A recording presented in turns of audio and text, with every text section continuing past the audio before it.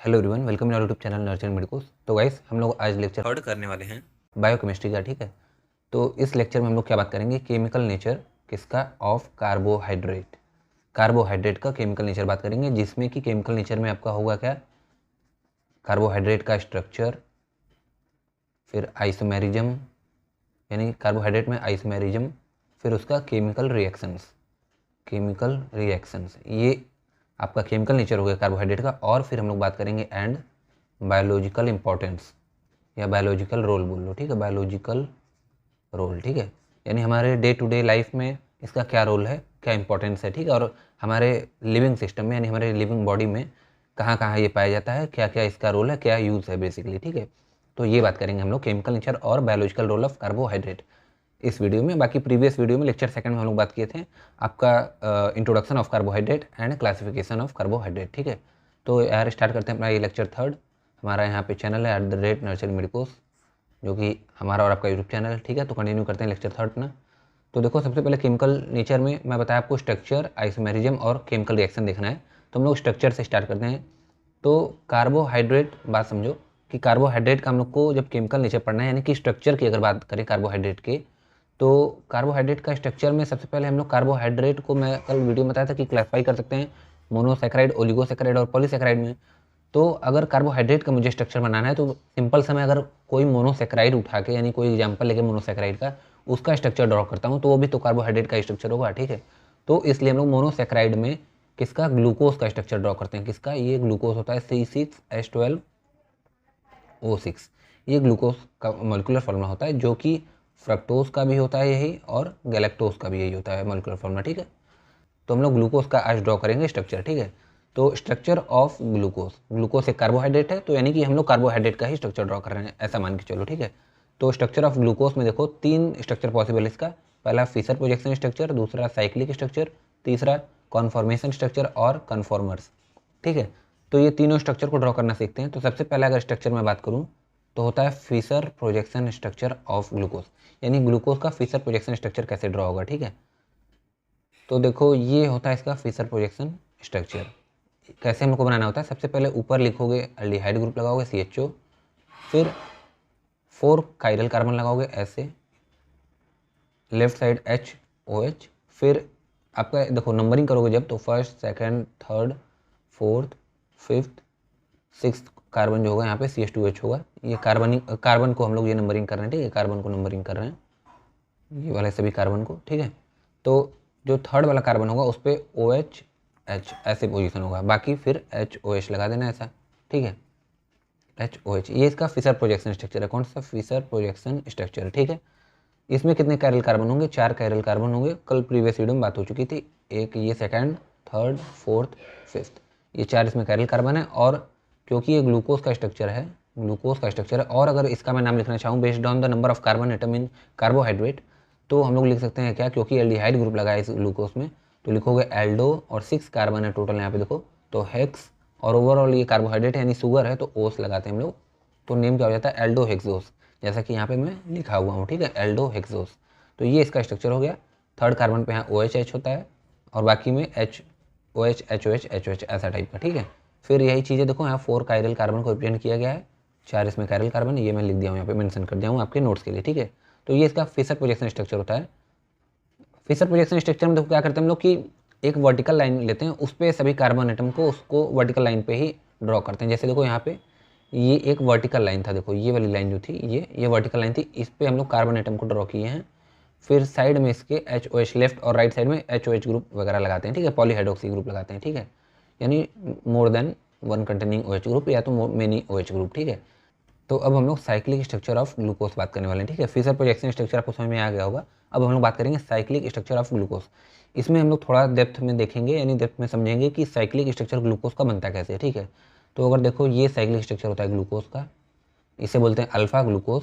यहाँ पे H ऊपर होता है up side, OH down side होता है फर्स्ट पोजीशन कार्बन के, लेकिन बीटा पोजीशन में OH ग्रुप ऊपर होता है और H ग्रुप डाउन होता है। ठीक है, ये देखो एक प्लेन टाइप का है कि ऐसे एक प्लेन है, इस प्लेन में एक अप साइड होगा पोजीशन, एक डाउन साइड होगा ऐसा। ठीक है, ये रिंग एक प्लेन में है मान लो, और उसके बाद up side position, down side position plane के। ठीक है, तो कैसे बनता है ये साइक्लिक स्ट्रक्चर ग्लूकोज का, अगर ये मैं बात करूँ, देखो यहाँ पे लिखा भी है कि साइक्लिक स्ट्रक्चर ऑफ ग्लूकोज बना कैसे, ठीक है। मेन तो ये क्वेश्चन है कि कैसे बनाया गया। देखो ये क्या है कि स्ट्रक्चर वगैरह डायरेक्टली हम लोग याद भी कर सकते हैं कि साइक्लिक स्ट्रक्चर अच्छा ऐसा है, पहले ऐसे बनाएंगे, जैसे मैं अगर आपको ड्रॉ करके दिखाऊँ ऐसा, फिर यहाँ पे ऐसे लगाओगे पोजीशन, यहाँ पे H O H H O H O H H H O H और CH2OH एच, ऐसा साइक्लिक स्ट्रक्चर होता है अल्फ़ा ग्लूकोज का। लेकिन क्या है कि ऐसा आप तो याद कर लेंगे, लेकिन ये परमानेंट आपके माइंड में सेट नहीं रहेगा। तो अगर मैं आपको थोड़ा सा क्लियर एक्सप्लेन कर देता हूँ कि बना कैसे स्ट्रक्चर, तो आपको लॉन्ग टर्म के लिए याद रहेगा, जल्दी आप भूलोगे नहीं, ठीक है। इसीलिए हम लोग सीखते हैं कि साइक्लिक स्ट्रक्चर ग्लूकोज का बनता कैसे है। तो देखो अगर ये आप देख रहे होगे यहाँ पे, ये कौन सा स्ट्रक्चर है, फिशर प्रोजेक्शन स्ट्रक्चर। कौन सा स्ट्रक्चर है ये, फिशर प्रोजेक्शन स्ट्रक्चर, इसकी हम लोग अभी बात किए थोड़ी देर पहले, ठीक है, ये वाला। अब इस फिशर प्रोजेक्शन स्ट्रक्चर को देखो, ये जो CHO एल्डिहाइड ग्रुप है, ऐसा CHO ग्रुप, इसको क्या मैं ऐसे लिख सकता हूँ, C∬OH, ऐसे लिख सकता हूँ ना, ये भी CHO ग्रुप है देखो ऐसे।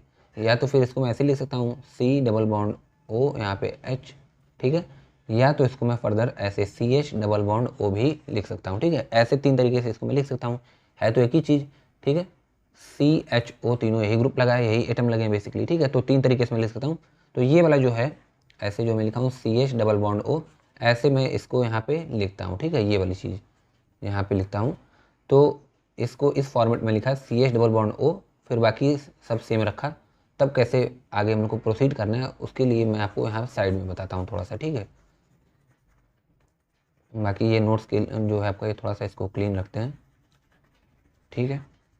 तो देखो यहाँ पे मैं बताया, अब CH∬O ऐसे लिख रहे, ऐसे एल्डिहाइड ग्रुप को रिप्रेजेंट करोगे, फिर यहाँ पे ऐसे हम लोग स्ट्रक्चर बना देंगे HOH OH H, फिर HOH, फिर HOH, ये चीज़ देखो, फिर CH2OH, ठीक है। ये जो फोर्थ वाला chiral carbon, total 4 chiral carbon होते हैं, 1 2 3 4। फोर्थ वाला जो लास्ट कैरल कार्बन होता है, उसमें जो ये OH ग्रुप है, इसमें OH ग्रुप ऐसे, इसको मैं ऐसे फर्दर ओपन करके लिख सकता हूँ ना, OH, ठीक है। यानी ऑक्सीजन से 2 बॉन्ड अटैच है, इस साइड ये चेन से जुड़ा है कार्बन की, इस साइड ये हाइड्रोजन अटैच है, ठीक है। तो ऐसे मैं OH लिखता हूँ। तो इसको मैं फिर फर्दर देखो ऐसे ब्रेक डाउन कर सकता हूँ, कैसे, ये वाला जो डबल बॉन्ड ऑक्सीजन का है, इसको अगर मैं डबल बॉन्ड को इस पर शिफ्ट करूँगा तो ऑक्सीजन पे नेगेटिव चार्ज आएगा और कार्बन पे पॉजिटिव चार्ज आएगा, ठीक है। ऑक्सीजन क्योंकि मोर इलेक्ट्रोनेगेटिव है, तो डबल बॉन्ड इसके साइड शिफ्ट होगा, तो ऑक्सीजन पे नेगेटिव चार्ज, कार्बन पे पॉजिटिव चार्ज। सिमिलरली इस वाले OH में अगर देखोगे तो ऑक्सीजन पे नेगेटिव चार्ज और हाइड्रोजन पे पॉजिटिव चार्ज। कैसे, ऑक्सीजन ज़्यादा इलेक्ट्रोनेगेटिव है, अपने ये जो सिग्मा बॉन्ड है उसको अपने साइड अट्रैक्ट करेगा, अपने साइड खींचेगा, जिससे कि ऑक्सीजन पे नेगेटिव चार्ज आएगा और हाइड्रोजन पे पॉजिटिव चार्ज आएगा, ठीक है।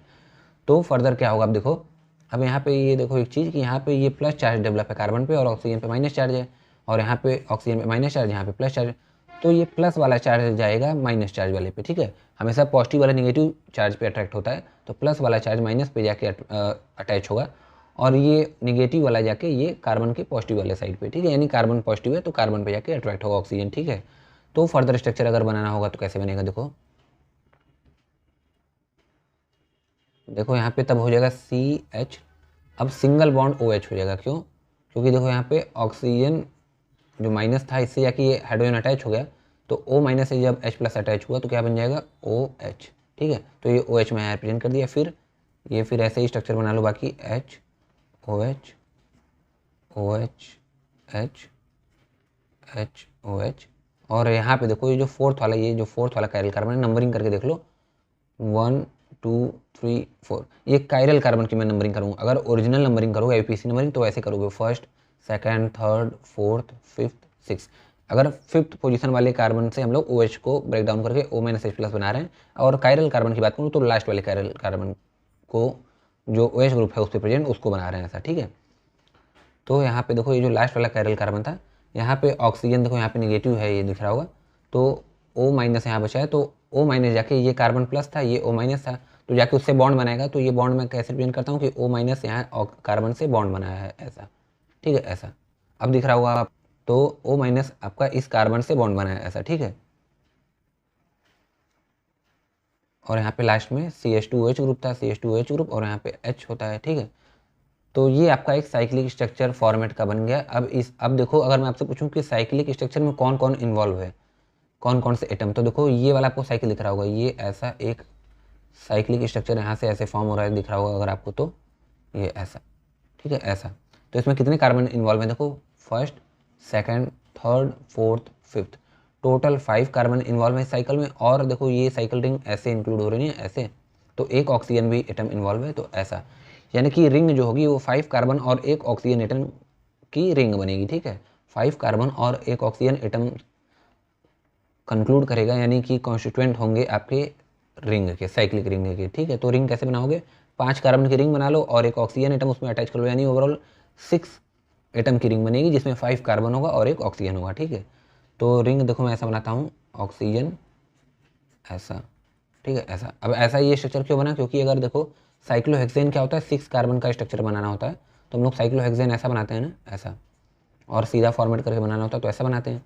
तो इसमें क्या करना है, कुछ करना नहीं है, बस 5 कार्बन रखना है, एक ऑक्सीजन एटम रखना है, तो एक कार्बन को निकाल के ऑक्सीजन रख दो यहाँ पे, हो गया। ऐसे यहीं पे मैं क्या किया, देखो यहाँ पे ये साइक्लोहेक्सेन था, एक कार्बन निकाल यहाँ ऑक्सीजन कर दिया, वही स्ट्रक्चर देखो यहाँ पे बना है, ठीक है। तो 5 कार्बन की यहाँ पे आप 5 कार्बन और एक ऑक्सीजन का साइक्लिक रिंग बनाए हो। अब इसमें क्या करना है, देखो ये रिंग तो ऐसे बना लिए। अब जो फिशर प्रोजेक्शन में, देखो फिशर प्रोजेक्शन में जो HOH जो स्ट्रक्चर है, कौन सा HOH, ये देखो यहाँ पे ये वाला HOH, जितने भी ग्रुप लगे हैं दोनों साइड, जो लेफ्ट साइड ग्रुप लगा है फिशर प्रोजेक्शन स्ट्रक्चर में, ये फिशर प्रोजेक्शन स्ट्रक्चर है ये। तो फिशर प्रोजेक्शन स्ट्रक्चर में जो आपका लेफ्ट साइड जितने भी ग्रुप लगे हैं उसको उठा के तुम अप साइड करोगे, किस में, साइक्लिक स्ट्रक्चर में, ठीक है। फिशर प्रोजेक्शन में जो लेफ्ट साइड में लगे हुए हैं ग्रुप, उसको उठा के तुम अप साइड पोजिशन में लगाओगे साइक्लिक स्ट्रक्चर में, ठीक है। यहाँ पे एक चीज़ समझो कि जब हम लोग बॉन्ड वगैरह ब्रेक किए, यहाँ पे CHOH जो यहाँ पे ग्रुप बना ओवरऑल, देखो यहाँ पे ये CHOH ऐसा फर्स्ट कार्बन पे, तब क्या हुआ कि कार्बन, ये वाला कार्बन भी आपका कायरल कार्बन हो गया। कैसे, देखो पहले तो 4 कायरल कार्बन था, 1 2 3 4, ठीक है। लेकिन अब ये वाला भी कार्बन जो है कायरल हो गया। कैसे, अगर मैं बात करूँ इस कार्बन की कि कैसे कायरल कार्बन है, कैसे ये कायरल कार्बन है, तो देखो CHOH ऐसा है स्ट्रक्चर, यानी इस H को मैं ऐसे बॉन्ड से रिप्रेजेंट कर सकता हूँ। फिर यहाँ से HOH ग्रुप लगा है, पूरा मैं स्ट्रक्चर बना के नहीं दिखा रहा हूँ। फिर यहाँ से लास्ट वाले कायरल कार्बन से यहाँ पे H ग्रुप लगा है, फिर CH2OH लगा है, ठीक है। चलो अच्छा बना ही लो इसको स्ट्रक्चर, तो OH H फिर HOH, ठीक है, ऐसा स्ट्रक्चर है देखो। तो इस कार्बन से मैं बात करूँ, कायरल कार्बन, इसको हम लोग कब बोलेंगे, जब इससे चारों जो ग्रुप होगा टोटली डिफरेंट होगा, सब अलग अलग ग्रुप अटैच होंगे, तब बोलेंगे कायरल कार्बन है, और sp3 हाइब्रिडाइज होना चाहिए, ठीक है। तो 4 बॉन्ड बना रहा है, 1 2 3 और ये वाला 4, देखो रेड कलर से मैं दिखाता हूँ, रेड पेन से, कितना 1 2 3 4 बॉन्ड बना रहा है कार्बन, ठीक है, sp3 हाइब्रिडाइज है। अब क्या चारों अलग अलग ग्रुप है, तो एक H ग्रुप है, एक OH ग्रुप है, और आपका एक ये वाला टोटल ग्रुप है, ये वाला, जिसमें कि ये ऐसा आएगा। और ये जो लास्ट 4 बॉन्ड है ये ऑक्सीजन से बना रहा है, किससे, ऑक्सीजन वाले एटम से बना रहा है ये बॉन्ड, ठीक है। तब यानी कि चारों अलग अलग ग्रुप अटैच है इससे, तो ये वाला कार्बन भी कायरल हो गया। यानी कि साइक्लिक स्ट्रक्चर में अगर बात की जाए ग्लूकोज के, तो कितने कायरल कार्बन होंगे, 5 कायरल कार्बन होंगे, ठीक है। अब क्योंकि पहला वाला कार्बन भी कायरल हो गया, तो 2 पॉसिबिलिटी होती है, देखो कैसे, देखो इसीलिए 2 पॉसिबिलिटी है, उसीलिए 2 टर्म आता है, अल्फा और बीटा ग्लूकोज। देखोगे यहाँ पे देखो नाम लिखा था ऊपर साइक्लिक स्ट्रक्चर में, यहाँ पे अगर मैं आपको दिखाऊँ 1 मिनट, ये देखो यहाँ पे अल्फा ग्लूकोज और बीटा ग्लूकोज, इसीलिए क्यों लिखा गया देखो दिखाता हूँ अब मैं। तो जब ये वाला कार्बन कायरल हो गया, ऐसे स्ट्रक्चर हो गया, CHOH पहला वाला कार्बन की अगर बात करूँ, ऐसे फिर लगा स्ट्रक्चर बाकी फर्दर, तो ये वाला कार्बन में अब कायरल है, तो अब यानी कि 3D अरेंजमेंट है एटम्स का, कायरल कार्बन है ये। तो अब H एक साइड तुम इधर रिप्रेजेंट कर सकते हो, एक बार लेफ्ट साइड में, OH को राइट साइड में, या तो H को राइट साइड में कर दोगे, OH को लेफ्ट साइड कर दोगे। 2 पोजीशन पॉसिबल हो सकती है कायरल कार्बन में, ठीक है।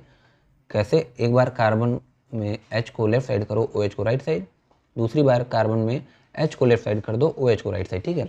अगर एक एटम को पढ़ के बात करो, क्योंकि HOH दोनों में कन्फ्यूजन हो रहा होगा अगर समझने में, तब देखो अगर H को लेफ्ट साइड रखते हो तब हम लोग बोल देते हैं इसको अल्फा ग्लूकोज। क्या बोला मैं, अगर फर्स्ट कार्बन पे जो कायरल कार्बन अभी नया वाला बना है, अगर उस पर H अगर लेफ्ट साइड है तो हम लोग बोलेंगे अल्फा ग्लूकोज, और H ये जब राइट साइड आ जाएगा तब हम लोग क्या बोलेंगे इसे, बीटा ग्लूकोज। क्या बोलोगे, बीटा ग्लूकोज, ठीक है। सिमिलरली इसको हम लोग ऐसा भी अपोजिट भी बोल सकते हैं कि अगर OH ग्रुप अगर यहाँ पे राइट साइड में है तो अल्फा ग्लूकोज बोलोगे, और OH ग्रुप अगर लेफ्ट साइड में है तो बीटा ग्लूकोज बोलोगे। अब डिपेंड करता है कि आप H टर्म लेके बात कर रहे हो कि OH टर्म लेके, आपके ऊपर है, ठीक है। तो मैं H से बात करता हूँ कि H अगर लेफ्ट साइड है तो अल्फा ग्लूकोज, H अगर राइट साइड में है तो बीटा ग्लूकोज, ठीक है। तो देखो वही चीज़ यहाँ पे बताया गया है। ये कायरल कार्बन यहाँ पे देखो, यहाँ पे क्रिएट हुआ, ये देखो कायरल कार्बन। तो इससे दो साइड पॉसिबल डायरेक्शन है कि कार्बन से H एक बार लेफ्ट साइड में लगा हो तो हम लोग बोलेंगे अल्फा, ये देखो यहाँ पे अल्फा, ठीक है। और यहाँ पे H अगर राइट साइड में लगा हो तो इसे बोलेंगे हम लोग बीटा ग्लूकोज, ठीक है।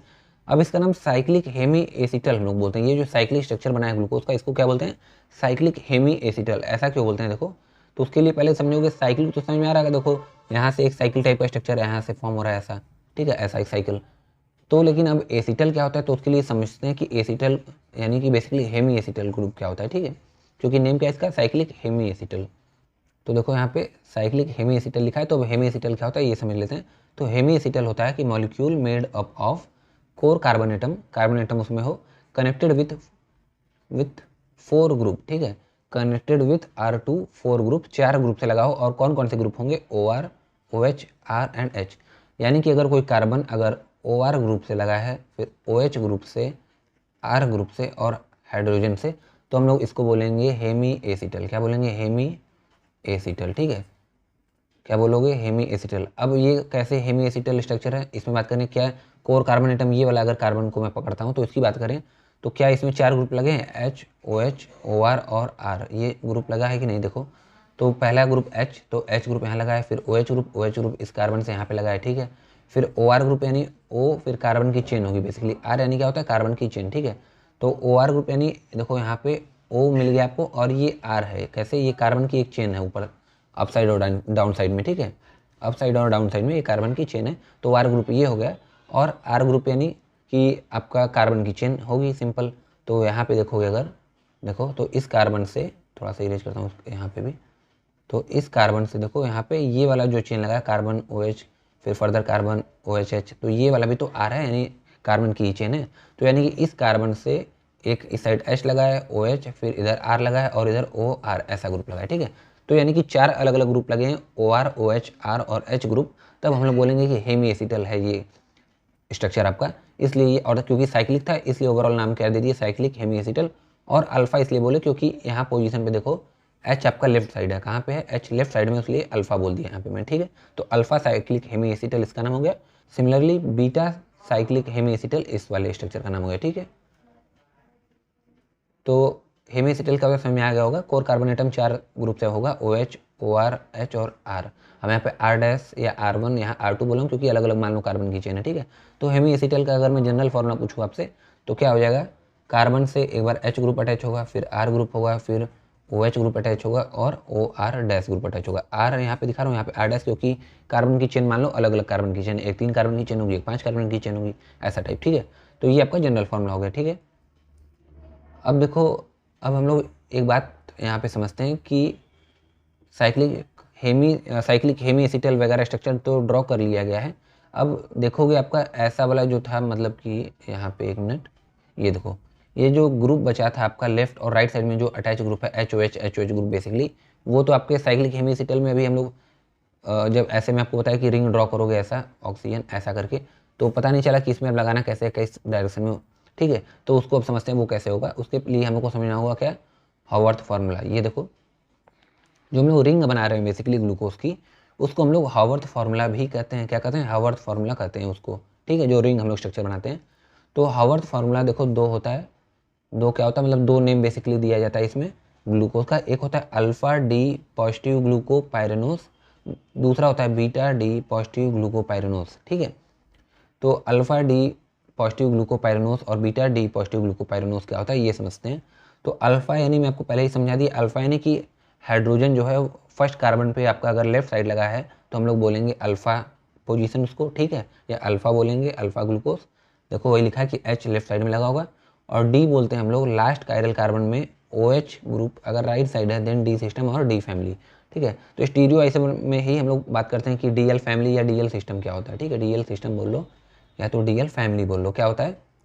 तो समझो जैसे मान लो अगर मैं आपको ये एक कंपाउंड देता हूँ, ठीक है, ऐसा HOH, OHH, HOH, HOH और CH2H, ये कौन सा कंपाउंड है? बेसिकली ये कौन सा कार्बोहाइड्रेट है? ये आपका ग्लूकोज है, ठीक है।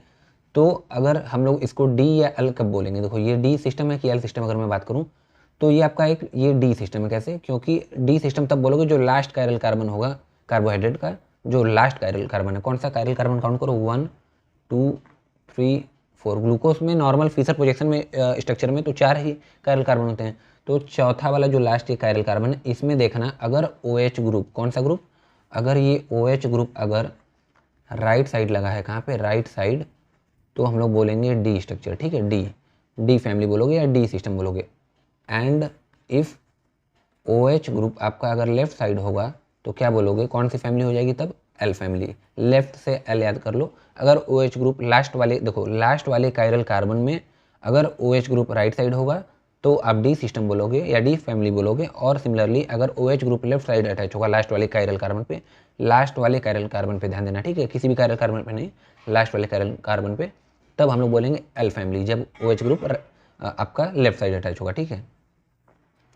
तब देखो यहाँ पे लास्ट कायरल कार्बन में, अब क्योंकि ग्लूकोज की मैं बात की तो ग्लूकोज में तुम बताओ मुझे लेफ्ट साइड अटैच है कि right side? Last chiral carbon, last chiral carbon ये है, इस पे OH group right side attach है, ये तो राइट डायरेक्शन है ना यार, ये लेफ्ट डायरेक्शन है, ये राइट डायरेक्शन है, तो राइट में अटैच है, तब ये कौन सा हो जाएगा?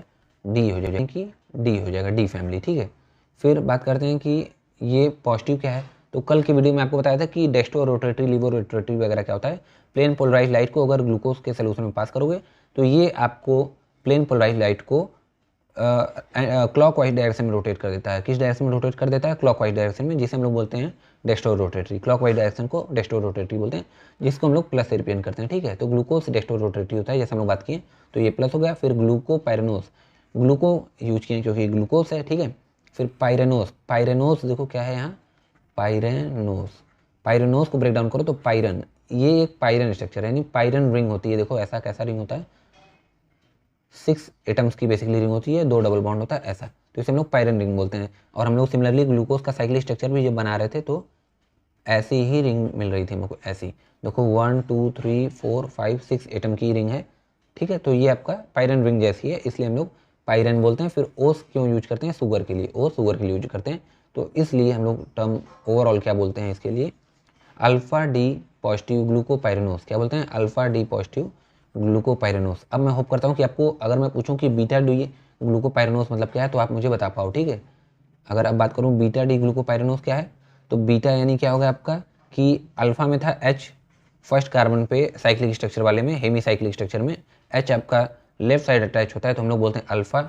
और अगर H राइट साइड में अटैच होगा, कहाँ पे? राइट साइड में, तो बोल दोगे बीटा, ठीक है। और डी यानी आपका हो गया डीएल सिस्टम में अगर बात करें तो डी हो गया यानी कि लास्ट वाले कायरल कार्बन पे अगर OH राइट साइड अटैच है तो डी सिस्टम बोलोगे। और प्लस यानी हो गया आपका डेस्टो रोटेटरी। और ग्लूकोपाइरेनोस में ग्लूको यानी ग्लूकोज, पायरन यानी पायरन जैसी रिंग होती है, ओस यानी शुगर होता है ओवरऑल ग्लूकोज आपका, ठीक है। तो हावर्स फार्मूला 2 पॉसिबल हो सकता है इसका, अल्फा डी पॉजिटिव ग्लूकोपाइरेनोस और बीटा डी पॉजिटिव ग्लूकोपाइरेनोस, ठीक है। तो देखो वही चीज़ मैं आपका नोट्स के लिए यहाँ लिख दिया हूँ, ठीक है, कि ये ओस शुगर होता है, ऐसा टाइप सब नोट्स के लिए लिख दिया हूँ, ठीक है। तो अब देखो बात करते हैं, यहाँ तक हम लोग स्ट्रक्चर बनाना सीख गए थे। ये साइक्लिक हेमी एसिटाइल का स्ट्रक्चर जो कि अल्फा साइक्लिक हेमी एसिटाइल है, क्यों? क्योंकि H आपका फर्स्ट कार्बन पे लेफ्ट साइड अटैच है, ठीक है। तो अब इससे ये रिंग कैसे बन गई यार, ये बात करते हैं। तो उसके लिए थोड़ा सा क्या करते हैं, इरेज करते हैं इस साइड का सब, ठीक है। तो देखो यहाँ पे ये वाले स्ट्रक्चर से बेसिकली ऐसा स्ट्रक्चर कैसे बन गया, तो मैं आपको पहले बता दिया था कि 5 कार्बन और 1 ऑक्सीजन का मिलकर एक आपका साइक्लिक स्ट्रक्चर बनेगा, ठीक है, साइक्लिक चेन बनेगी, बेसिकली रिंग बनेगी, ठीक है। तो 5 कार्बन हो गए, देखो 1 2 3 4 5 कार्बन हो गए और 1 ऑक्सीजन एटम हो गया। अब बात करते हैं कि जो फिशर प्रोजेक्शन स्ट्रक्चर में जो लेफ्ट साइड जितने भी ग्रुप लगे हैं उसको तुम हावर्थ फार्मूला में, हावर्थ फार्मूला यानी साइक्लिक वाले रिंग स्ट्रक्चर में, यानी कि जितने भी लेफ्ट पोजीशन में ग्रुप लगे हैं आपका, हावर्थ फार्मूला में क्या करना, उसको अप साइड कर देना। देखो यहाँ पे वही लिखा है कि लेफ्ट वाला पोर्शन फिशर प्रोजेक्शन का हावर्थ में ऊपर कर देना, ऊपर डायरेक्शन में। तो पहले बॉन्ड बना लो, जितने कार्बन है उस पर ऐसे ऐसे करके बॉन्ड बना लोगे। ऐसा बॉन्ड क्यों बना, अप साइड क्यों, अप और डाउन साइड क्यों ऐसे? क्योंकि देखो मैं बताया, ये जो रिंग होती है, मान लो ऐसे एक प्लेन है, ठीक है, एक ऐसा प्लेन है, तो इसके अप साइड और इसके डाउन साइड ऐसा, ठीक है, प्लेन में अप साइड और डाउन साइड बॉन्ड रहेगा। तो अप साइड और डाउन साइड बॉन्ड बना लिए, और इस बॉन्ड में अप साइड कौन सा आइटम होगा, बेसिकली जो फिशर प्रोजेक्शन में जितने भी लेफ्ट साइड में, ठीक है। तो लेफ्ट साइड में क्या है, H फर्स्ट कार्बन पे H है, तो फर्स्ट ये नंबरिंग करो, first second third fourth fifth carbon को नंबरिंग कर दिए। फिर देखो फर्स्ट कार्बन पे H अप साइड है और OH डाउन साइड है, तो OH डाउन साइड कर दोगे।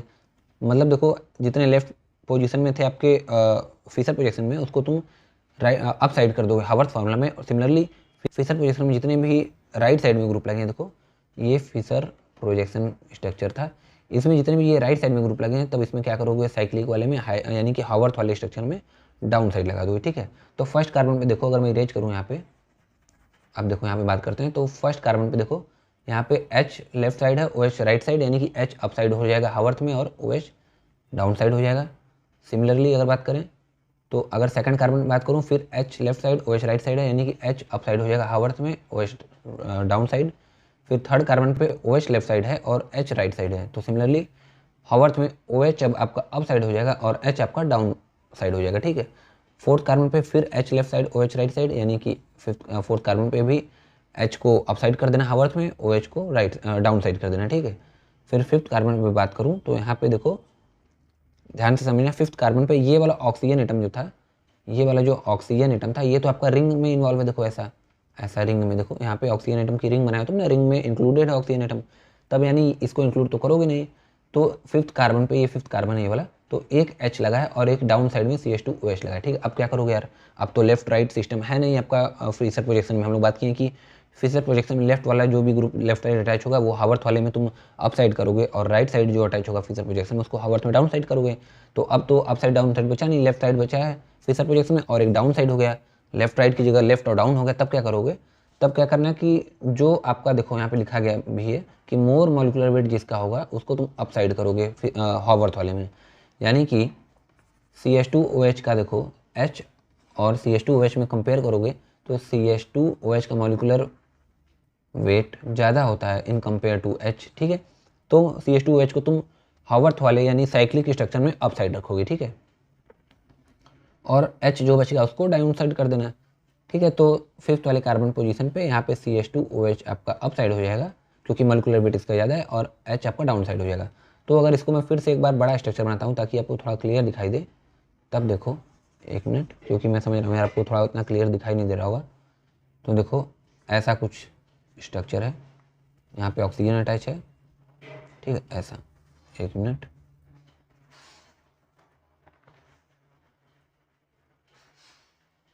ठीक है, ऐसा स्ट्रक्चर है, ऐसी रिंग हो गई। एक बार यहाँ पे फर्स्ट कार्बन पे HOH, similarly HOH, third carbon पे OH, फोर्थ कार्बन पे HOH, और फिफ्थ कार्बन पे CH2OH अप साइड और H डाउन साइड, ऐसा। तो ये आपका एक ग्लूकोज का स्ट्रक्चर हो गया जो कि साइक्लिक स्ट्रक्चर है, ठीक है। कौन सा स्ट्रक्चर है, साइक्लिक स्ट्रक्चर। अब इसका नाम मैं लिखूँ तो ये है alpha D glucose. Alpha D glucose, क्यों अल्फा क्यों बोला, क्योंकि देखो यहाँ पे फर्स्ट कार्बन पे H लेफ्ट साइड है, हावर्थ फिशर प्रोजेक्शन में H लेफ्ट साइड था, तो आपका हावर्थ में डाउन अप साइड हो गया, ठीक है। जो फिशर में लेफ्ट साइड था वो हावर्थ में अप साइड हो जाता है, तो यानी कि हावर्थ में H अब अप साइड है, इसलिए अल्फा बोलेंगे हम लोग। और बीटा कब बोलोगे, जब H वाला आपका ग्रुप डाउन साइड हो जाएगा, किसमें, हावर्थ में डाउन साइड हो जाएगा। और फिशर प्रोजेक्शन में अगर राइट साइड होगा तो हम लोग उसको बीटा बोलेंगे। तो बीटा में क्या करना है, अगर स्ट्रक्चर मुझे सिंपली बनाना है तो मैं क्या कर दूंगा, थोड़ा सा बस चेंज करूंगा यहाँ पे, देखो कैसे, ऐसा देखो यहाँ पे मैं OH इस बार ऊपर कर दूंगा, H नीचे कर दूंगा, फिर HOH, OHH, HOH और CH2OH और H। अब इसका नाम हो जाएगा क्या, बीटा डी ग्लूकोज। डी इसलिए बोल रहे हैं क्योंकि आपका जो लास्ट कायरल कार्बन है उसमें अगर बात करें तो आपका OH राइट साइड था आपके फिशर प्रोजेक्शन में और हावर्थ में डाउन साइड हो जाएगा, ठीक है।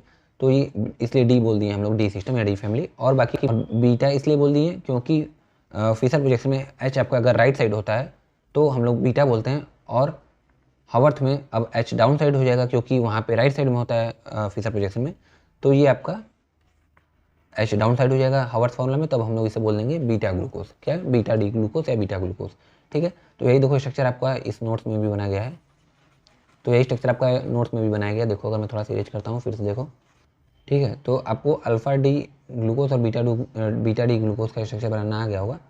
तो देखो वही चीज़ है कि ये आपका हो गया, देखो बीटा डी पॉजिटिव ग्लूकोपाइरिनोज किससे बोलोगे, जिसमें बीटा यानी आपका हावर्थ में H जब डाउन साइड होगा, ठीक है, और फिशर प्रोजेक्शन में H राइट साइड होता है, ठीक है।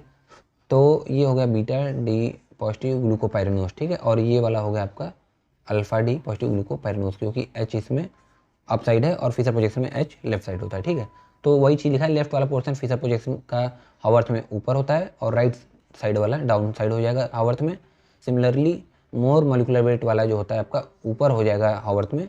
And if not left and right, अगर लेफ्ट और राइट नहीं समझ में आ रहा है कि फिशर में लेफ्ट लगाया कि राइट साइड लगाया, जैसा इसमें देखो ये तो डाउन साइड लगा था फिशर प्रोजेक्शन में, इसलिए इसका मोलिकुलर वेट ज़्यादा था, तो हावर्थ वाले में हम लोग इसको अप साइड रखे हैं पोजीशन में, ठीक है।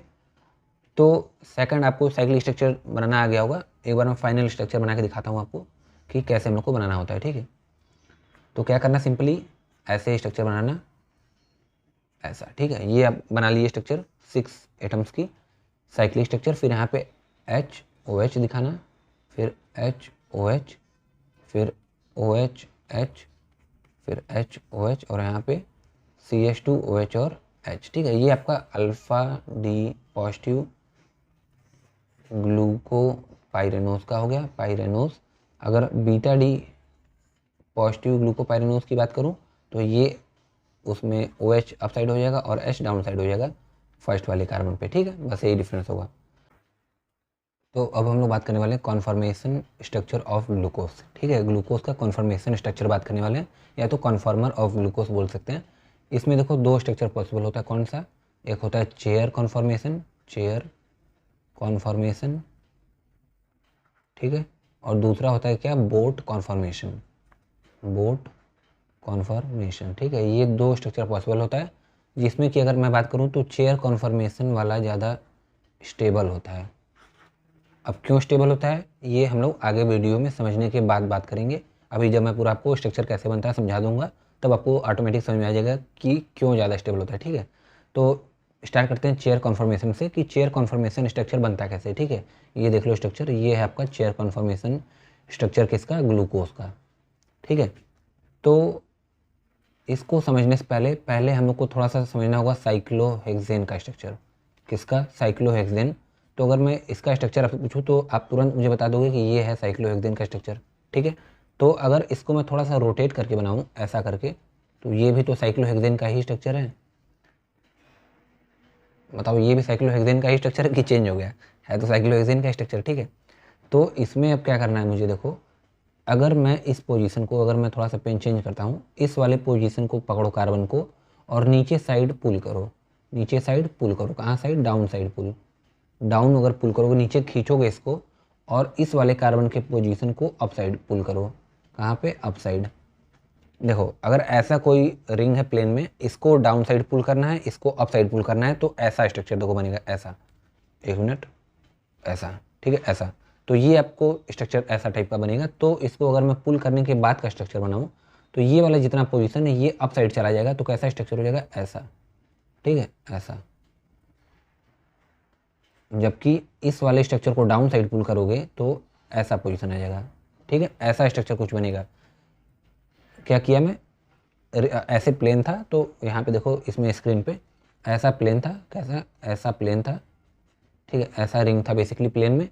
इस वाले पोजीशन को मैं अप साइड पुल किया, जबकि इस वाले पोजीशन को अगर डाउन साइड पकड़ के ऐसे पुल किया, एक को नीचे एक को अप साइड पुल किया, तो आपका ऐसा चेयर टाइप का स्ट्रक्चर बनेगा, ऐसा टाइप का, ठीक है। ये कौन सा स्ट्रक्चर है, चेयर, चेयर देखे हो, चेयर कैसा होता है, ऐसे देखे होगे चेयर, एक मिनट थोड़ा सा इरेज करता हूँ, देखो चेयर कैसा होता है, ऐसे, ऐसे। यहाँ पे बैठने के लिए यहाँ पे आप बैठते हो, और अगर एक्यूरेट वे में बनाया जाए थोड़ा सा, अब समझ में आ रहा होगा, देखो यहाँ पे हम लोग बैठते हैं और ये पीछे से यहाँ पे सपोर्ट लेते हैं, ठीक है। तो चेयर टाइप का ये स्ट्रक्चर है, चेयर टाइप का, दिखने में चेयर जैसा लग रहा है, इसलिए इसको चेयर कॉन्फॉर्मेशन बोलते हैं, ठीक है।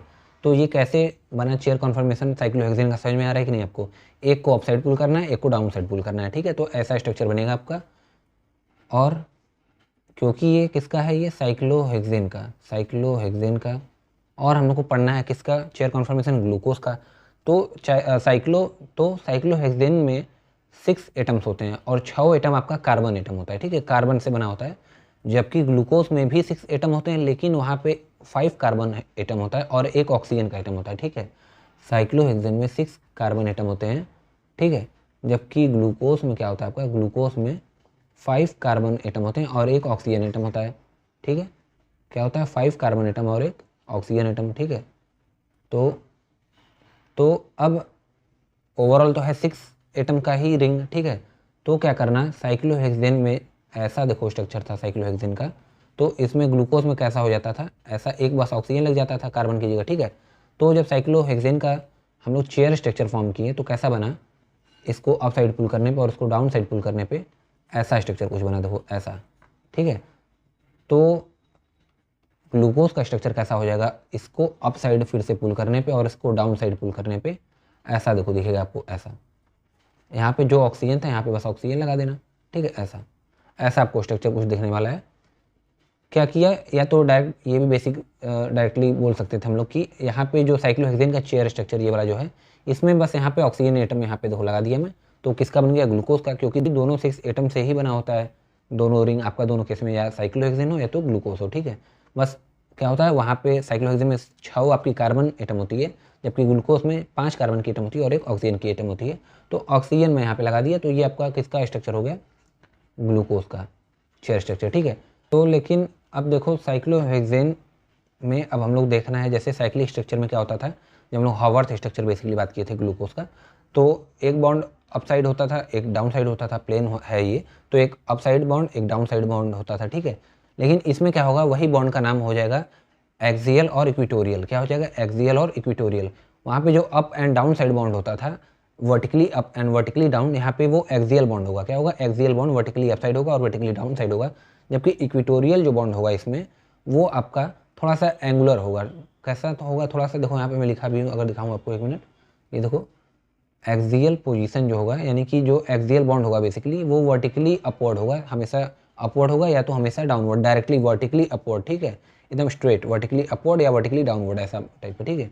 जबकि वेरस इक्वेटोरियल पोजीशन या इक्वेटोरियल जो बॉन्ड होगा वो एंगल्ड अप एंड डाउन होगा, वो थोड़ा सा एंगल फॉर्म करेगा। जैसे अगर ये एक्सियल बॉन्ड हो गया तो आपका इक्वेटोरियल ऐसा टाइप का बनेगा, कैसा बनेगा, ऐसा टाइप का, मान लो दो ऐसा, ऐसा बीच में देखो कुछ ये एंगल बन रहा है ऐसा, ठीक है, तो ऐसा हो गया। फिर सिमिलरली नीचे अगर मान लो हो गया तो नीचे साइड में भी थोड़ा सा एंगल बनेगा, ठीक है। अगर स्क्रीन पे समझो तो यहाँ पे अगर ये एक्सियल बॉन्ड है, देखो एक्सियल, तो इक्वेटोरियल कैसा हो जाएगा, ऐसा थोड़ा सा एंगल पे ये इक्वेटोरियल बॉन्ड हो जाएगा।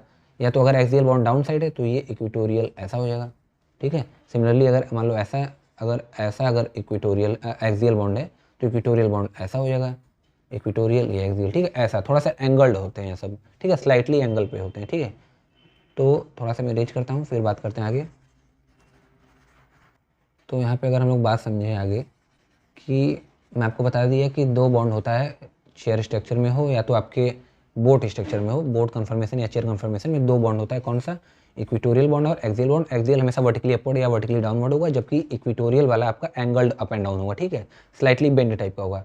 अब यहाँ पे एक चीज़ समझो, अगर मैं ये साइक्लोहेक्सेन का स्ट्रक्चर बना रहा हूँ ऐसे, ठीक है, ऐसा, और इसका मुझे अब बनाना होगा चेयर कन्फर्मेशन, तो मैं आपको बता दिया कैसे बनता है, ऐसे बनता है, ठीक है, ऐसे, ठीक है। एक मिनट थोड़ा सा यहाँ पे इरेज करते हैं,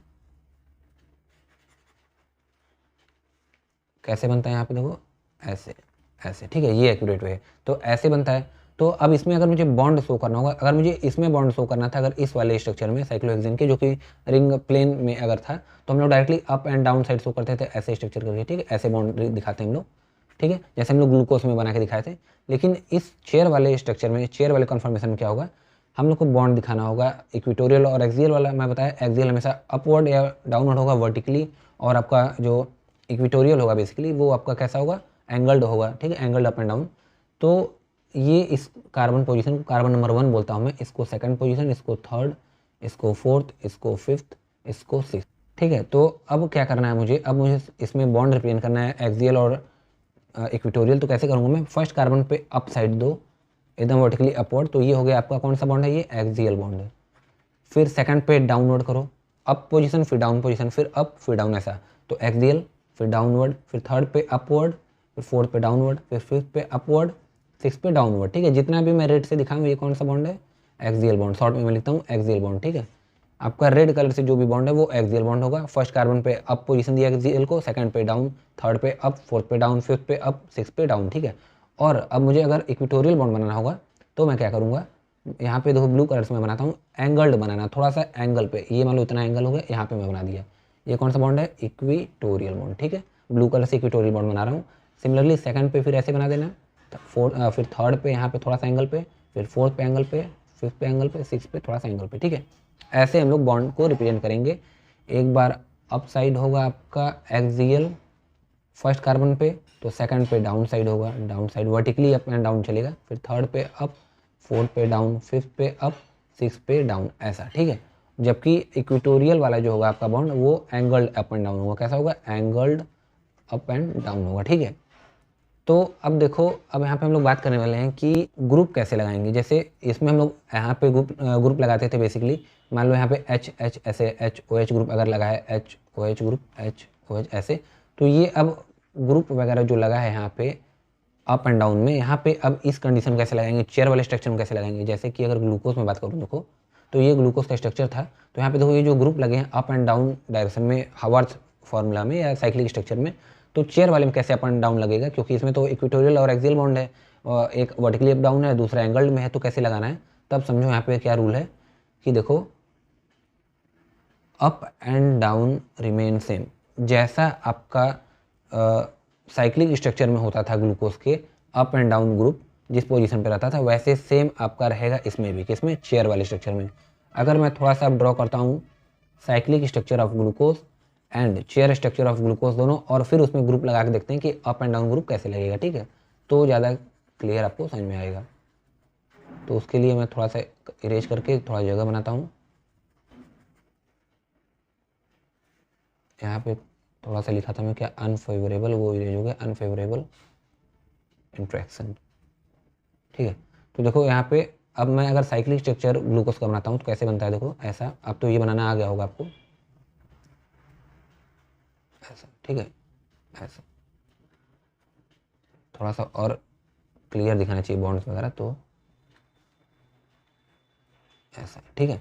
तो एक बार यहाँ पे ऐसे हम लोग दिखाते थे एच ओ एच, यहाँ पे भी एच ओ एच, यहाँ पे ओ एच एच, यहाँ पे एच ओ एच, और यहाँ पे CH2OH, और यहाँ पे H, ठीक है। ऐसा ये आपका किसका स्ट्रक्चर है? साइक्लिक ग्लूकोज का स्ट्रक्चर, जो कि अल्फा ग्लूकोज है। किसका? अल्फा ग्लूकोज का, ठीक है। साइक्लिक स्ट्रक्चर है ये। कौन सा स्ट्रक्चर है? साइक्लिक। अब मुझे अगर बनाना है चेयर स्ट्रक्चर किसका? अल्फा ग्लूकोज का ही मुझे चेयर कॉन्फर्मेशन बनाना है अल्फा ग्लूकोज का। तो कैसे बनाऊंगा? तो पहले यही है कि इसको अप साइड पुल करो, इसको डाउन साइड पुल करो, जैसे हम लोग बनाए थे। तो अप साइड पुल करने पे ऐसा आएगा कुछ, एंड डाउन साइड पुल करने पे भी ऐसा। तो ये ऐसा कुछ स्ट्रक्चर बनेगा। अगर मैं यहाँ पे थोड़ा सा इरेज करता हूँ फिर से, एक मिनट, देखो ऐसा, ठीक है, ऐसा कुछ स्ट्रक्चर बनेगा। तो यहाँ पे अब मुझे क्या करना है, अब ये जो ग्रुप्स लगे, जितने कैसे ग्रुप लगाना है, तो मैं बताया यहाँ पे रूल क्या था कि जो अप एंड डाउन ग्रुप लगे, जैसे सिमिलर वहाँ पे थे, जो अप में था उसको अप पोजीशन में यहाँ पे लगा दोगे चेयर वाले स्ट्रक्चर में भी, और जो डाउन में लगा था आपके साइक्लिक स्ट्रक्चर में, वही तुम डाउन साइड में लगा दोगे आपके चेयर स्ट्रक्चर में, ठीक है। तो ग्रुप यहाँ अगर देखो, फर्स्ट कार्बन पे यहाँ पे H ग्रुप ऊपर है और OH नीचे है, तो यहाँ पे कैसे लगाना है, अप ऊपर नीचे यानी अप एंड डाउन करके ग्रुप को। तो उसके लिए पहले एक्सियल और इक्वेटोरियल वगैरह बॉन्ड बना लिए जाए। तो यहाँ पे देखो एक्सियल बॉन्ड साइक्लोहेक्सेन में हम लोग बनाना सीख लिए थे, एक्सियल इक्वेटोरियल, लेकिन ग्लूकोज वाले में तो सीखे नहीं थे यार। तो उसको भी थोड़ा सा देख लेते हैं जल्दी से। ये देखो चेयर कन्फर्मेशन अगर मैं ड्रॉ करूँ किसका, चेयर कन्फर्मेशन स्ट्रक्चर किसका, एक मिनट यार,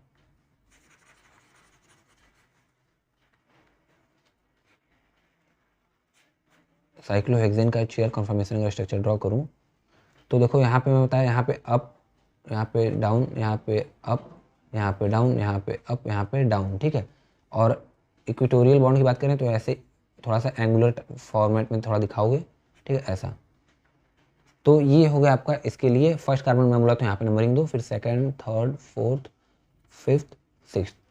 अब मुझे अगर ग्लूकोज के लिए ऐसा बनाना है अगर, तो मैं कैसे बॉन्ड को रिप्रेजेंट करूँगा बेसिकली। तो पहले ऐसे बना लो इसका ग्लूकोज का, ये आपका चेयर वाला फॉर्मेट, यहाँ पे ऑक्सीजन रहता है, ठीक है, ऑक्सीजन रहता है, यहाँ पे ऑक्सीजन बना लो, ठीक है। तो अब मुझे अप एंड डाउन करके ये बॉन्ड रिप्रेजेंट करना है बेसिकली। तो यहाँ पे क्या करना है, फर्स्ट पोजीशन पे यहाँ पे कार्बन था, तो यहाँ पे लेकिन फर्स्ट पोजीशन में कार्बन तो है नहीं, और यहाँ पे सेकंड पोजीशन पे कार्बन है, तो यहाँ पे हम लोग डाउन साइड दिए थे। तो सिमिलरली यहाँ पे अगर कार्बन होता तो हम लोग एक्सियल बॉन्ड को अप देते और सेकंड वाले पे डाउन देते, फिर अप देते, फिर डाउन देते, फिर अप, फिर डाउन। लेकिन यहाँ पे कार्बन तो है नहीं, तो अप साइड दोगे नहीं तुम यहाँ पे डायरेक्शन, डायरेक्टली वही फॉर्मेट फॉलो करना, बस इसको यहाँ पे मत बनाना बॉन्ड, ठीक है। यहाँ पे कोई बॉन्ड नहीं बनेगा क्योंकि कार्बन नहीं प्रेजेंट है। तो सेकंड वाले पे एक्सियल कैसा बॉन्ड था, डाउन साइड में था, तो यहाँ पे क्या कर देना, डाउन बना देना, फिर अप, फिर डाउन, फिर अप, फिर डाउन। वही और जो आपका ऑर्डर चल रहा था अप डाउन वाला एक्सियल बॉन्ड का वही चलेगा, बस फर्स्ट वाले पे वो मत बनाना, ठीक है। फर्स्ट पे अप होता था फिर डाउन, तो फर्स्ट पे नहीं कार्बन प्रेजेंट है तो इसको छोड़ दो, बाकी सेकंड पे अप डाउन करके एक्सियल बॉन्ड को रिप्रेजेंट कर लो। ब्लैक कलर से मैं बनाया हूँ, ठीक है। फिर ब्लू कलर से मैं इक्वेटोरियल बनाता हूँ, तो ऐसा इक्वेटोरियल कुछ हो जाएगा ऐसा, ठीक है, ऐसा ये हो जाएगा आपका ऐसा बॉन्ड नोटेशन आपका हो जाएगा किसमें, चेयर कॉन्फर्मेशन में ग्लूकोज के। तो अब वही चीज़ देखो यहाँ पे मैं फिर से यहाँ पे अब स्ट्रक्चर बना लेता हूँ। ये इस बार मैं फिर से ब्लैक से आपका एक्सियल बॉन्ड दिखाता हूँ, एक्सियल बॉन्ड किससे, ब्लैक से। तो अब ये डाउन हो गया, पहले अप यहाँ था लेकिन है नहीं कार्बन, यहाँ अप आता तो कार्बन तो है नहीं, कार्बन प्रेजेंट नहीं है, तो इसलिए इसको थोड़ा इरेज कर देता हूँ। तो इसलिए यहाँ से हम लोग फिर डाउन यहाँ से स्टार्ट करेंगे, फिर अप, फिर डाउन, फिर अप, फिर डाउन, ये एक्सियल बॉन्ड हो गया।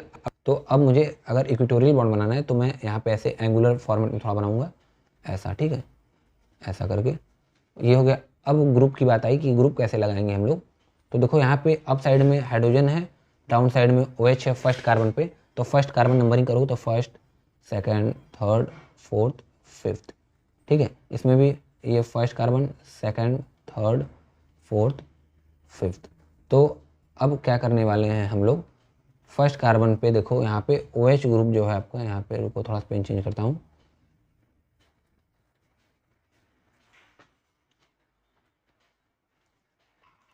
फर्स्ट कार्बन पे यहाँ पे देखो H ग्रुप ऊपर है, OH डाउन साइड है, तो फर्स्ट कार्बन पे क्या करना है, H को ऊपर लगा देना, OH ग्रुप को यहाँ पे डाउन कर देना, ठीक है। सिमिलरली सेकंड कार्बन पे यहाँ पे सेकंड कार्बन में देखोगे तो H ग्रुप ऊपर है, OH डाउन है, तो सेकंड कार्बन पे H ग्रुप यहाँ पे ऊपर लगाना, OH ग्रुप डाउन लगा देना, ठीक है। सिमिलरली थर्ड कार्बन पे यहाँ पे देखो थर्ड कार्बन पे OH ग्रुप अप साइड है, H डाउन साइड है, तो थर्ड पे OH को अप साइड कर देना, H को डाउन साइड कर देना, ठीक है। फोर्थ वाले पोजीशन पे H ऊपर है, OH डाउन है, तो फोर्थ पे H को अप साइड कर देना, OH को यहाँ पे डाउन कर देना, ठीक है। फिफ्थ कार्बन पे CH2 OH ग्रुप ऊपर है और OH ग्रुप डाउन साइड है, तो फिफ्थ पे CH2 OH को ऊपर कर देना और H को डाउन साइड कर देना, ठीक है।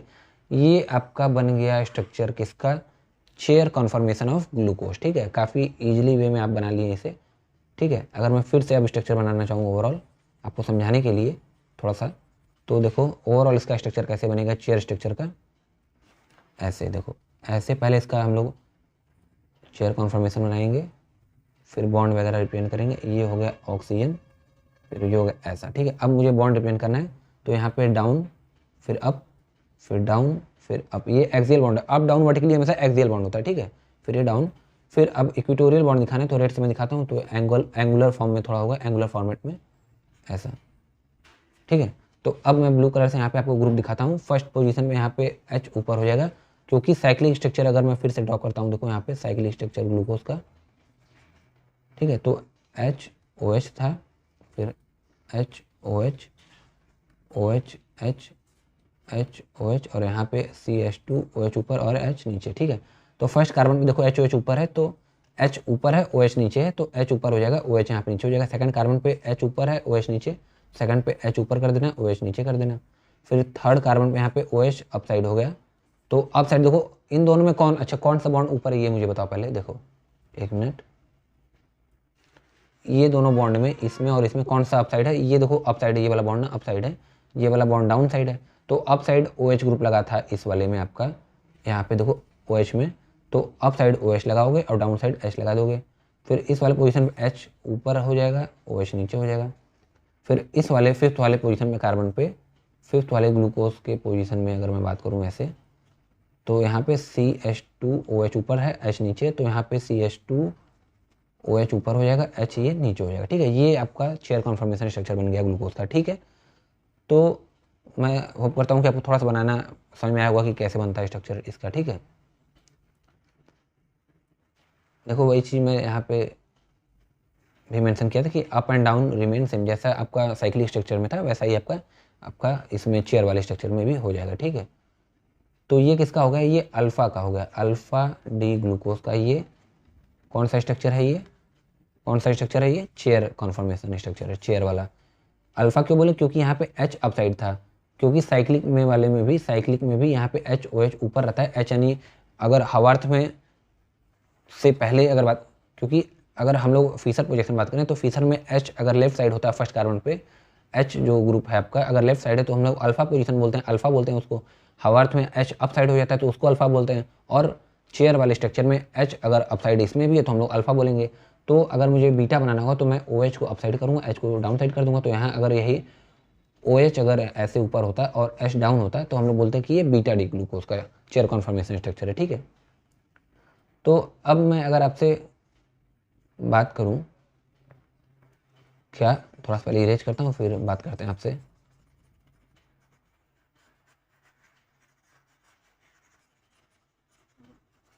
अब हम लोग बात करने वाले हैं स्टेबिलिटी के ऊपर, ठीक है, कि स्टेबिलिटी किसकी ज़्यादा होती है यार। अगर मैं आपसे ये देखो, मैं बताया कि ये यहाँ पे H कर लो, यहाँ पे CH2OH, ठीक है, ये अल्फ़ा ग्लूकोज का स्ट्रक्चर है। अल्फ़ा ग्लूकोज का ये चेयर फॉर्म वाला स्ट्रक्चर है, चेयर कॉन्फर्मर, ठीक है। तो अब मैं अगर बीटा डी ग्लूकोज का चेयर कॉन्फर्मर आपसे पूछता हूँ, चेयर फॉर्म, तो कैसे बनाओगे? सेम सिमिलरली ऐसा ही स्ट्रक्चर रहेगा सब, बस थोड़ा सा डिफरेंस हो जाएगा। क्या देखो यहाँ पे मैं दिखाता हूँ, यहाँ पे down side, up side, down, up, down, ये सब एक्सियल बॉन्ड है। और रेड से मैं आपको इक्वेटोरियल बॉन्ड दिखाता हूँ, ऐसा, ठीक है। तो यहाँ पे फर्स्ट कार्बन पोजीशन पे अगर H अप साइड है तो वो आपका अल्फ़ा होगा, और अगर H डाउन साइड हो जाएगा तो बीटा हो जाएगा। तो H को डाउन साइड कर दो, OH को ऊपर कर दो, बाकी सब सिमिलर रख दो। HOH पोजीशन HOH, फिर यहाँ पे HOH, यहाँ पे OH H, यहाँ पे CH2OH और H, ठीक है। तो ये कौन सा हो गया? बीटा ग्लूकोज का चेयर कॉन्फर्मर हो गया।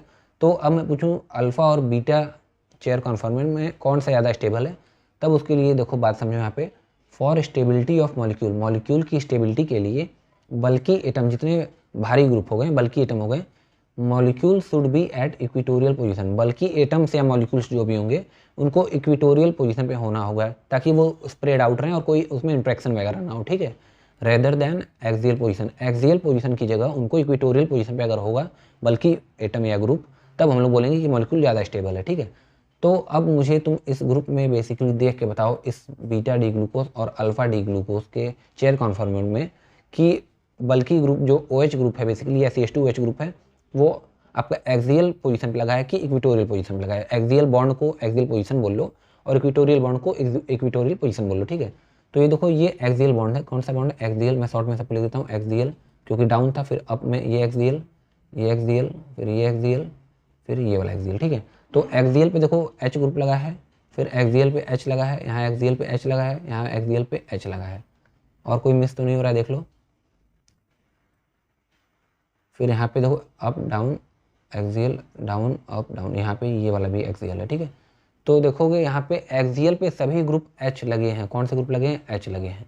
तो H तो यार एक आपका लाइट ग्रुप है, यानी बल्कि ग्रुप नहीं है। बाकी जो OH ग्रुप, जो बल्कि ग्रुप है, देखो मैं ब्लैक से दिखाता हूँ आपको, जो OH ग्रुप है, CH2OH ग्रुप है, ये सब कहाँ पे लगा है? ये एक्सियल पोजीशन था, ये इक्वेटोरियल पोजीशन है, इक्वेटोरियल बॉन्ड पे लगे हैं।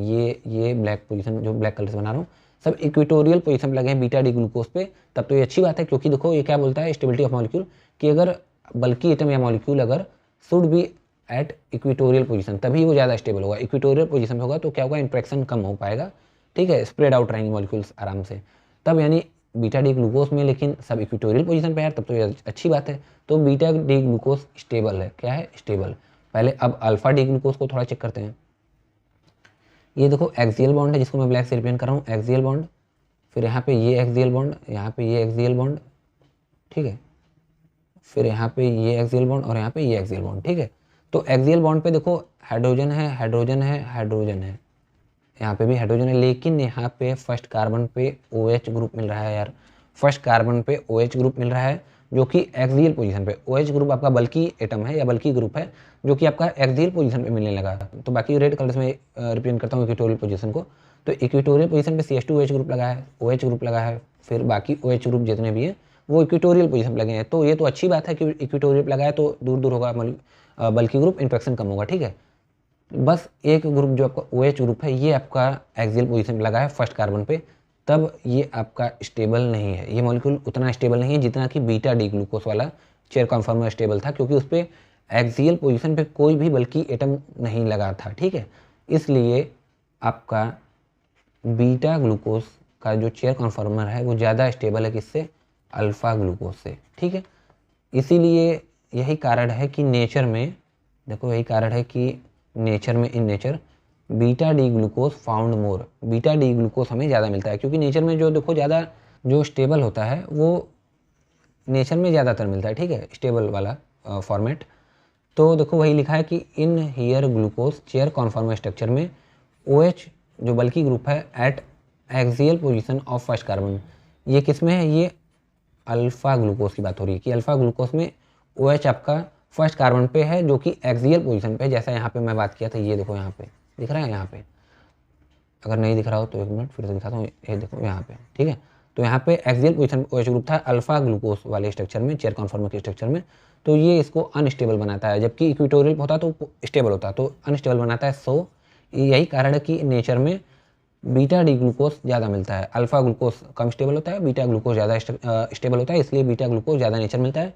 Most of the glucose that are naturally occur are beta D glucose, जो नेचर में ज़्यादा नेचुरली पाए जाते हैं जो ग्लूकोज के स्ट्रक्चर होते हैं वो कौन से होते हैं, beta D glucose in compare to the alpha glucose, ठीक है।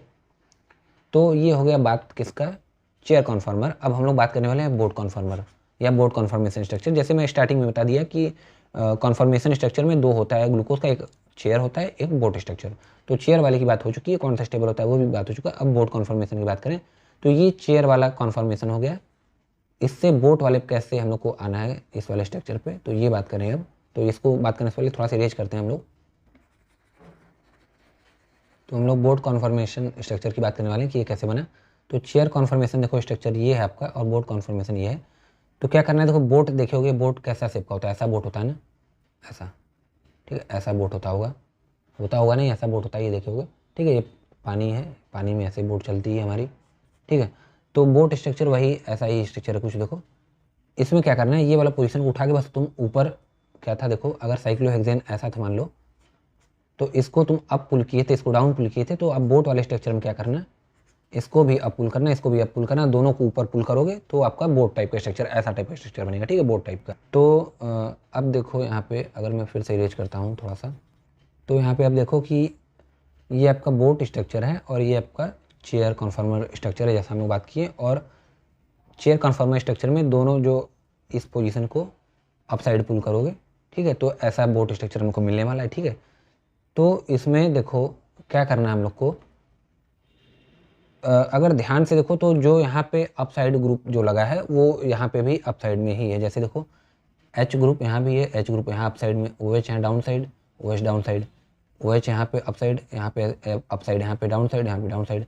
अप डाउन कैसे बता रहे हैं, रिलेटिव में। देखो यहाँ पे ये दोनों पोजीशन में ये वाला पोजीशन थोड़ा ऊपर है, ये थोड़ा ये वाला नीचे है, ये वाला, तो इसलिए अप डाउन बता रहे हैं ऐसा, ठीक है। तो फिर ये वाला H अप साइड है तो ये वाला H अप साइड है, फिर ये OH डाउन साइड तो ये डाउन साइड, फिर सिमिलरली ये H अप साइड तो ये H अप साइड, ये OH डाउन साइड तो ये OH डाउन साइड, ठीक है। यानी ग्रुप का पोजीशन तो वही है, जो चेयर कॉन्फॉर्मर में अप साइड था वही बोट में भी अप साइड है, और जो चेयर कॉन्फॉर्मर में डाउन साइड था वो बोट में डाउन साइड ग्रुप लगा हुआ है, ठीक है। इतना तो सेम है, थोड़ा सा इसमें क्या डिफरेंस होता है ध्यान से देखो। ये लाइन अगर मैं इस लाइन को बोलूँ क्या, पॉइंट ऑफ एक्सिस, देखो इस दोनों स्ट्रक्चर में अगर पॉइंट ऑफ एक्सिस में ड्रॉ करता हूँ तो यहाँ पे अगर थोड़ा सा अच्छा नहीं दिख रहा होगा आपको, थोड़ा सा मैं जूम करता हूँ, एक मिनट। अब देखो पॉइंट ऑफ एक्सिस में अगर देखो तो ये आपका पोजीशन हो गया कौन सा, यहाँ से हम लोग चलते थे, ये आपका होता था क्या, कौन सा पोजीशन, एक्सियल पोजीशन जो कि डाउन साइड, फिर एक्सियल पोजीशन अप साइड। देखो एक मिनट पहले इरेज कर देते हैं, क्लियर नहीं दिख रहा है, एक मिनट।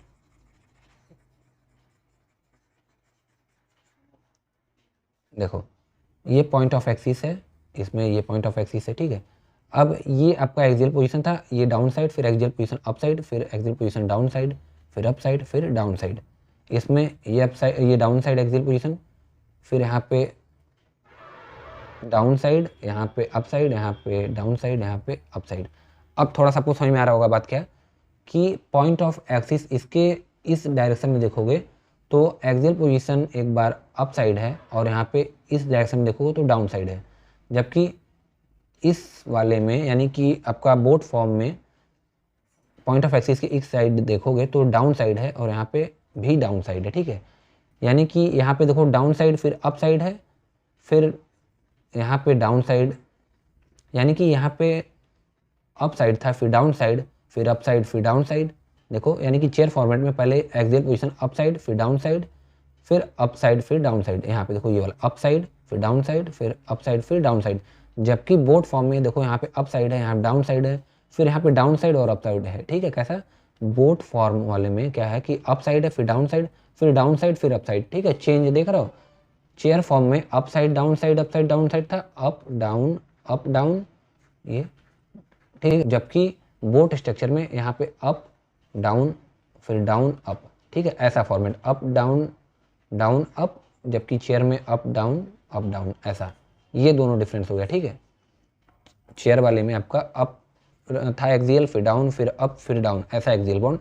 जबकि आपके बोट वाले कॉन्फॉर्म स्ट्रक्चर में एक्सियल बॉन्ड अप स्ट्रक्चर, फिर डाउन, फिर अप, ऐसा। तो पॉइंट ऑफ एक्सिस देख रहे हो, दोनों में थोड़ा सा चेंज हो गया है। ठीक है, तो ये आपका माइनर सा डिफरेंस है। बाकी ग्रुप वगैरह तो ऐसा ही लगा है। ठीक है, ग्रुप वैसा ही लगा रहेगा। तो यानी कि एक्सियल पोजीशन का बॉन्ड का थोड़ा सा यहाँ पे चेंज हो गया है। 2 बार यहाँ पे डाउन साइड उसमें भी था, इसमें भी है, लेकिन थोड़ा सा जो आपका एक ऑर्डर वाइज जो चल रहा था वो चेंज हो गया ऑर्डर। ठीक है, अप डाउन की जगह अप डाउन अप हो गया। ठीक है, तो अब मैं अगर स्टेबिलिटी की बात करता हूँ इसमें, तो इसको देखो, ये बोट स्ट्रक्चर है। कौन सा है? Boat structure. ऑक्सीजन के जस्ट बगल वाले कार्बन को फर्स्ट नंबरिंग देते हुए first, second, third, fourth, fifth. ठीक है, तो देखो फर्स्ट पोजीशन पे कार्बन के H अप साइड लगा है। तुम्हें बताया H अगर अप साइड होगा तो आपका अल्फा पोजीशन होगा। ठीक है, ये किस में फॉलो होगा? अप साइड किस में देखोगे H को? आपका साइक्लिक स्ट्रक्चर में, यानी कि हॉवर्थ स्ट्रक्चर में, एंड आपके कॉन्फॉर्मर स्ट्रक्चर में, कॉन्फॉर्मर। ठीक है, कॉन्फॉर्मर में बोट और चेन दोनों, बोट और चेयर दोनों में। ठीक है, जबकि H को अगर H लेफ्ट साइड लगा है, लेफ्ट साइड किस में? फिशर प्रोजेक्शन फॉर्मूला में या फिशर प्रोजेक्शन स्ट्रक्चर में, तब हम लोग अल्फा बोलेंगे। ठीक है, तो यहाँ पे देखो अप साइड लगा है आपका कॉन्फॉर्मर में H अप साइड लगा है, तो कौन सा स्ट्रक्चर हो जाएगा? Alpha structure. तो ये अल्फा ग्लूकोज का बोट कॉन्फॉर्मर स्ट्रक्चर है। ठीक है, और ये अल्फा ग्लूकोज का ये क्योंकि अप साइड है, तो अल्फा ग्लूकोज का ये चेयर कॉन्फॉर्मर है। कौन सा है? ये चेयर कॉन्फॉर्मर। ठीक है, तो अब स्टेबिलिटी की अगर बात की जाए तो एक्सियल पोजीशन पे मैं बताया स्टेबिलिटी के लिए एक्सियल पोजीशन पे कोई भी आपका बल्कि ग्रुप नहीं लगाना चाहिए। ठीक है, तो एक्सियल पोजीशन अब चेक करते हैं हम लोग बारी बारी से कि एक्सियल पोजीशन में कहाँ एक्सियल पोजीशन पे कौन कौन सा ग्रुप लगा है। ठीक है, ये अगर मैं बात करूँ, देखो अगर बोट स्ट्रक्चर में, तो देखो एक्सियल पोजीशन कौन सा है? एक ये है आपका एक्सियल पोजीशन। तो एक्सियल पोजीशन बोट स्ट्रक्चर में एक ये है, फिर ये है, फिर ये है, फिर ये है। ठीक है, एक्सियल पोजीशन को डिटरमाइन कर लो। जो एकदम देखो, जो बॉन्ड स्ट्रेट होगा, स्ट्रेट अप और स्ट्रेट डाउन, ऐसा। देखो यहाँ पे स्ट्रेट H लगा था ना, स्ट्रेट बॉन्ड से डाउन, फिर स्ट्रेट डाउन, फिर स्ट्रेट अप, ऐसा। तो वो एक्सियल होता है, और जबकि इक्वेटोरियल आपका एंगल्ड अप एंड डाउन होते हैं। ठीक है, तो देखो ये आपका मैं सर्कल कर दिया हूँ जो ग्रुप लगा है आपका एक्सियल पोजीशन पे। तो सभी तो आपके जो हाइड्रोजन है वो तो आपके लाइट एटम है बेसिकली, और OH ग्रुप आपका एक लगा है, 1 OH ग्रुप आपका एक्सियल पोजीशन पे लगा हुआ है यार। तो यानी कि ये थोड़ा लिस्ट स्टेबल है क्योंकि एक्सियल पोजीशन लगा है, जबकि अगर इक्वेटोरियल लगा होता है तो ज़्यादा स्टेबल होता है। ठीक है, अल्फा ग्लूकोज की बात करें, अल्फा ग्लूकोज का बोट स्ट्रक्चर में, अगर वही बीटा ग्लूकोज का अगर मैं कौन सा स्ट्रक्चर बात करता हूँ, बोट स्ट्रक्चर की ही बात करूँ, तो क्या करना है मुझे? बस H को यहाँ पे डाउन साइड कर देना है। यहाँ पे जो H है ये वाला फर्स्ट कार्बन का, इसको डाउन करके OH को ऊपर कर दूंगा मैं। ठीक है, तो स्ट्रक्चर अगर मैं बनाऊँ फिर से बोट वाला, ऐसा, तो यहाँ पे OH को अपसाइड कर देना, H को डाउन कर देना। सिमिलरली यहाँ पे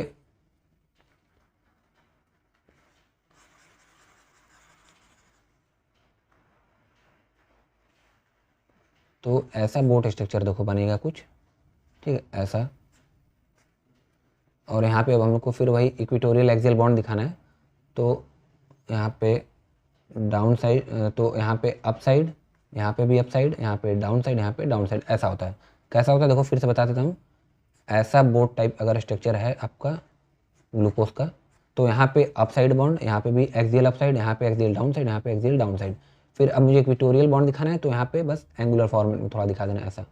ठीक है, ऐसा ये हो जाएगा आपका। ठीक है, तो देखो अब यहाँ पे एक्सियल पे मैं बताया, अगर एक्सियल वाले पे अब OH को ऊपर कर दोगे तो बीटा स्ट्रक्चर हो जाएगा, और H को इक्वेटोरियल पे कर देना, तो ये बीटा ग्लूकोज का स्ट्रक्चर हो जाएगा। ठीक है, बाकी तो सब ग्रुप वही रहेगा। कौन सा? ऐसे H OH H OH यहाँ पे HOH और यहाँ पे एक बॉन्ड छूट गया, यहाँ पे H, यहाँ पे CH2OH, ठीक है ऐसा।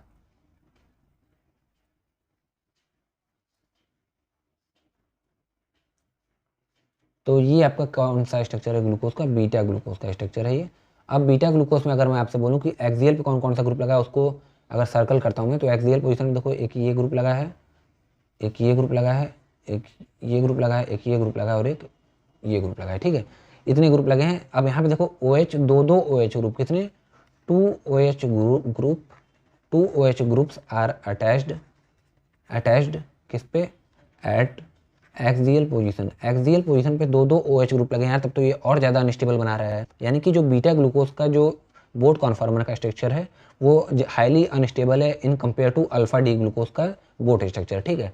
तो यानी कि बीटा ग्लूकोज से ज़्यादा स्टेबल अल्फा वाला है बोट स्ट्रक्चर की बात करें, यानी क्योंकि beta D glucose boat structure में आपका दो OH ग्रुप आपको एक्सियल पोजीशन मिल रहा है, ठीक है। और अब मुझे ओवरऑल अगर बात करनी होगी, अगर मैं ओवरऑल यहाँ पे बात करूँ, ओवरऑल देखो, ओवरऑल तो कौन सा कॉन्फॉर्मर चेयर और बोट में कौन सा ज़्यादा स्टेबल होगा, तो चेयर वाला ज़्यादा स्टेबल होगा ग्लूकोज का conformer structure in compare to boat का कॉन्फॉर्मर स्ट्रक्चर। क्यों, क्योंकि बोट के अल्फा पोजीशन पे एक अल्फा डी ग्लूकोज जो आपका बोट कॉन्फॉर्मर है उसमें OH, एक OH ग्रुप आपको मिल रहा है एक्सियल पे, और बीटा डी ग्लूकोज वाले में 2 OH ग्रुप मिल रहा है आपके एक्सियल पोजीशन पे, ठीक है।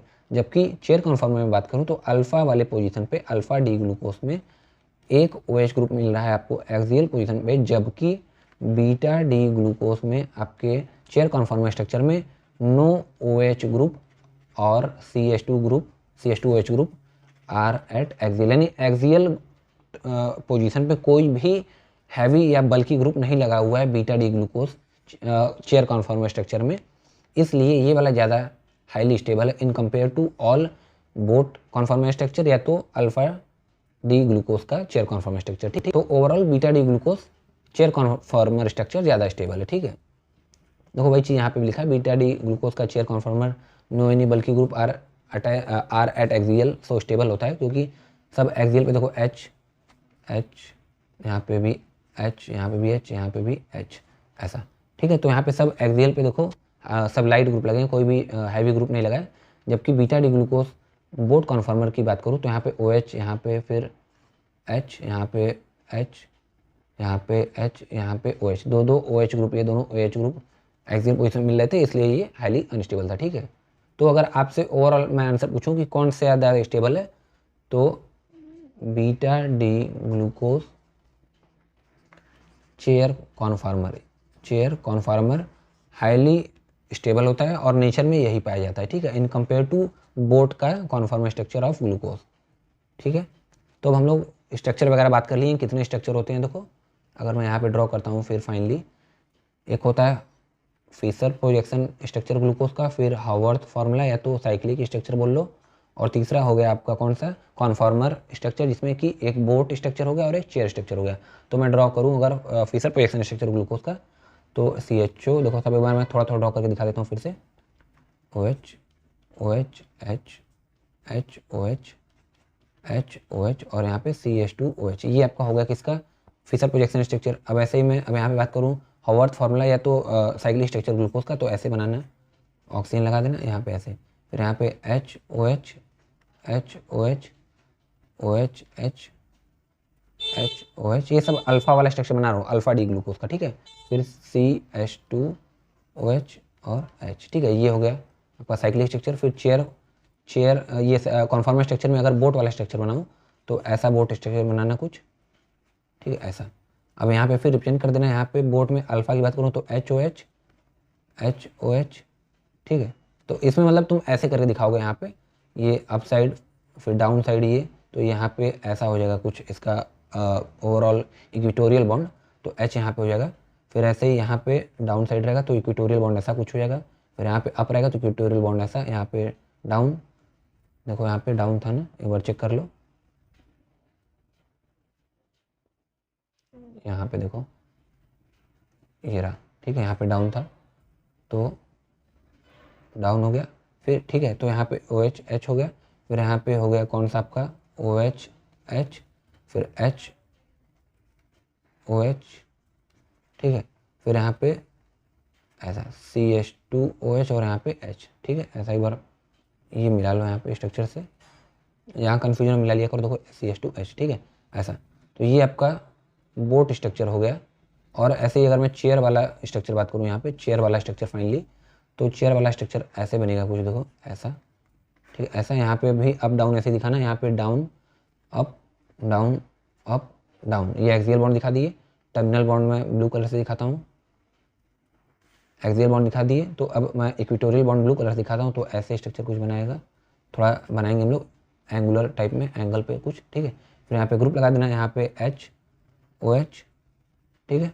फिर HOH, यहाँ पे OH, यहाँ पे HOH और यहाँ पे CH2OH और H, ठीक है। मिलाना है तो एक बार फिर इसको भी मिला लो यहाँ से।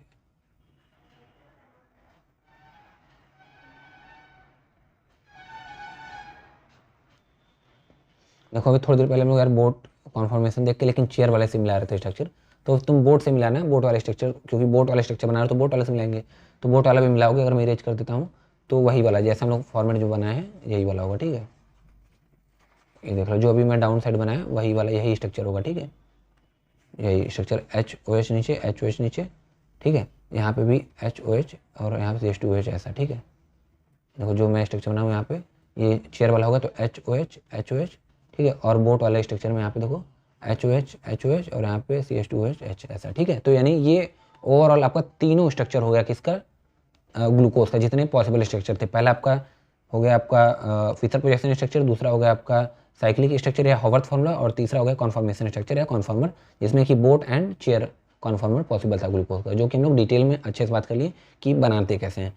अब हम लोग यार बात करने वाले हैं फाइनली आइसोमर की, यानी कि आइसोमेरिज्म इन ग्लूकोज, यानी कि कार्बोहाइड्रेट, ठीक है।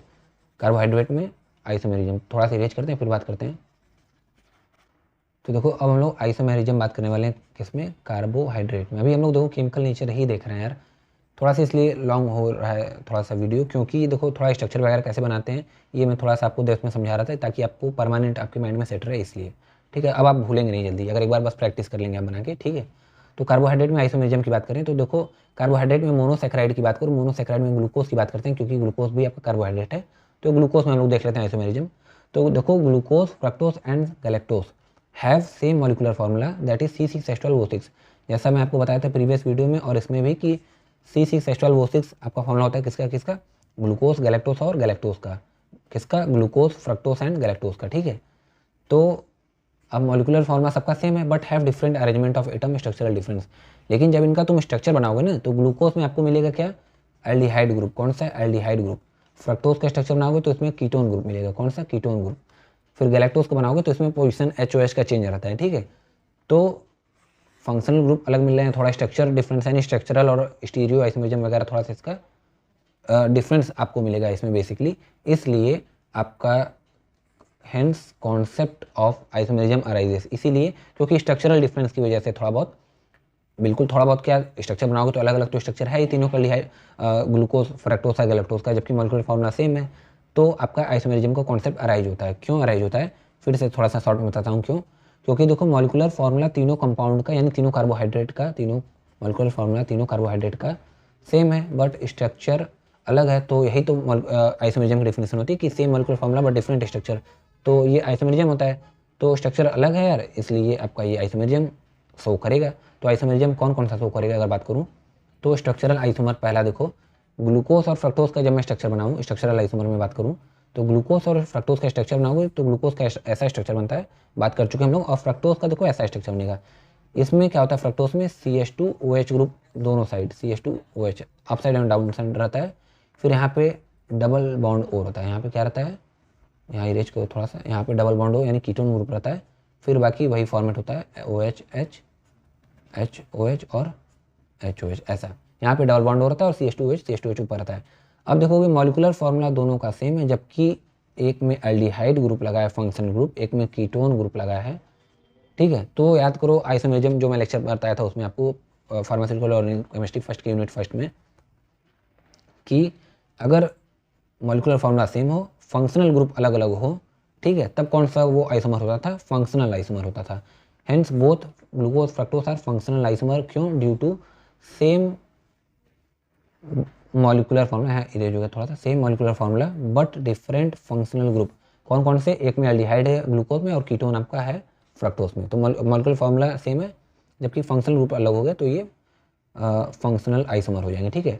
अब अगर ऑप्टिकल आइसोमर की बात करूँ कि ऑप्टिकल आइसोमर भी मिलता है आपका इन सब कार्बोहाइड्रेट में, कैसे, तो उससे पहले थोड़ा सा जान लो कि ऑप्टिकल आइसोमर क्या होता है। देखो, हम लोग ऑप्टिकल आइसोमरिज्म देखने के लिए पोलैरीमीटर एक्सपेरिमेंट करते हैं। कौन सा, पोलैरीमीटर एक्सपेरिमेंट।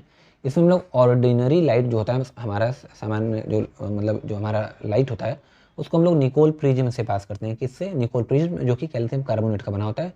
इसमें से जब हम लोग इस लाइट को पास करते हैं, जो कि देखो जैसे ये लाइट है, तो ऐसे ऐसे डिफरेंट डायरेक्शन में इसका रेस रहेगा, ठीक है। इसको जब तुम निकोल प्रिज्म से पास करते हो तो ये प्लेन पोलराइज्ड लाइट बनता है। कैसा, प्लेन पोलराइज्ड लाइट। इसका मतलब क्या है कि एक प्लेन में आपको ये लाइट मिलेगा, एक ही प्लेन में। जैसा अगर एक ये ऐसा प्लेन है तो इसी प्लेन में आपको पूरी लाइट मिलेगी, ठीक है। तो प्लेन पोलराइज्ड लाइट बन जाता है, पीपीएल शॉर्ट में हम लोग बोलते हैं, प्लेन पोलराइज्ड लाइट, पीपीएल, ठीक है। निकोल प्रिज्म से अगर ऑर्डिनरी लाइट को पास करोगे तो पीपीएल बन जाता है, जो कि एक डायरेक्शन में लाइट प्लेन, एक प्लेन में मूव करता है। फिर उसको अगर ऑर्गेनिक कंपाउंड के सोल्यूशन से, यानी कि अब हम लोग कार्बोहाइड्रेट बात करें तो कार्बोहाइड्रेट के सोल्यूशन से अगर तुम इसको पास करोगे, अगर पीपीएल को, अगर पीपीएल रोटेट नहीं हुआ तो ऑप्टिकली कंपाउंड इनएक्टिव होगा। और अगर पीपीएल रोटेट हो गया किसी भी डायरेक्शन में, अगर क्लॉकवाइज रोटेट हुआ तो डेस्टो रोटेटरी बोलोगे, और अगर एंटी क्लॉकवाइज रोटेट किया तो लिवो रोटेटरी बोलोगे, जिससे माइनस रिप्रेजेंट करते हो। और अगर पीपीएल रोटेट हो रहा है बेसिकली ओवरऑल, तो ऑप्टिकली एक्टिव होगा। अगर पीपीएल अगर रोटेट कर रहा है, क्या कर रहा है, रोटेट, तो ऑप्टिकली एक्टिव होगा वो कंपाउंड। और रोटेशन या तो क्लॉकवाइज डायरेक्शन में होगा या तो एंटी क्लॉकवाइज। अगर क्लॉकवाइज हुआ तो डेस्टो रोटेटरी प्लस से रिप्रेजेंट करोगे, और एंटी क्लॉकवाइज हुआ तो लिवो रोटेटरी माइनस से रिप्रेजेंट करोगे, ठीक है। ये हो गया कॉन्सेप्ट ऑफ ऑप्टिकल आइसोमेरिज्म, ठीक है।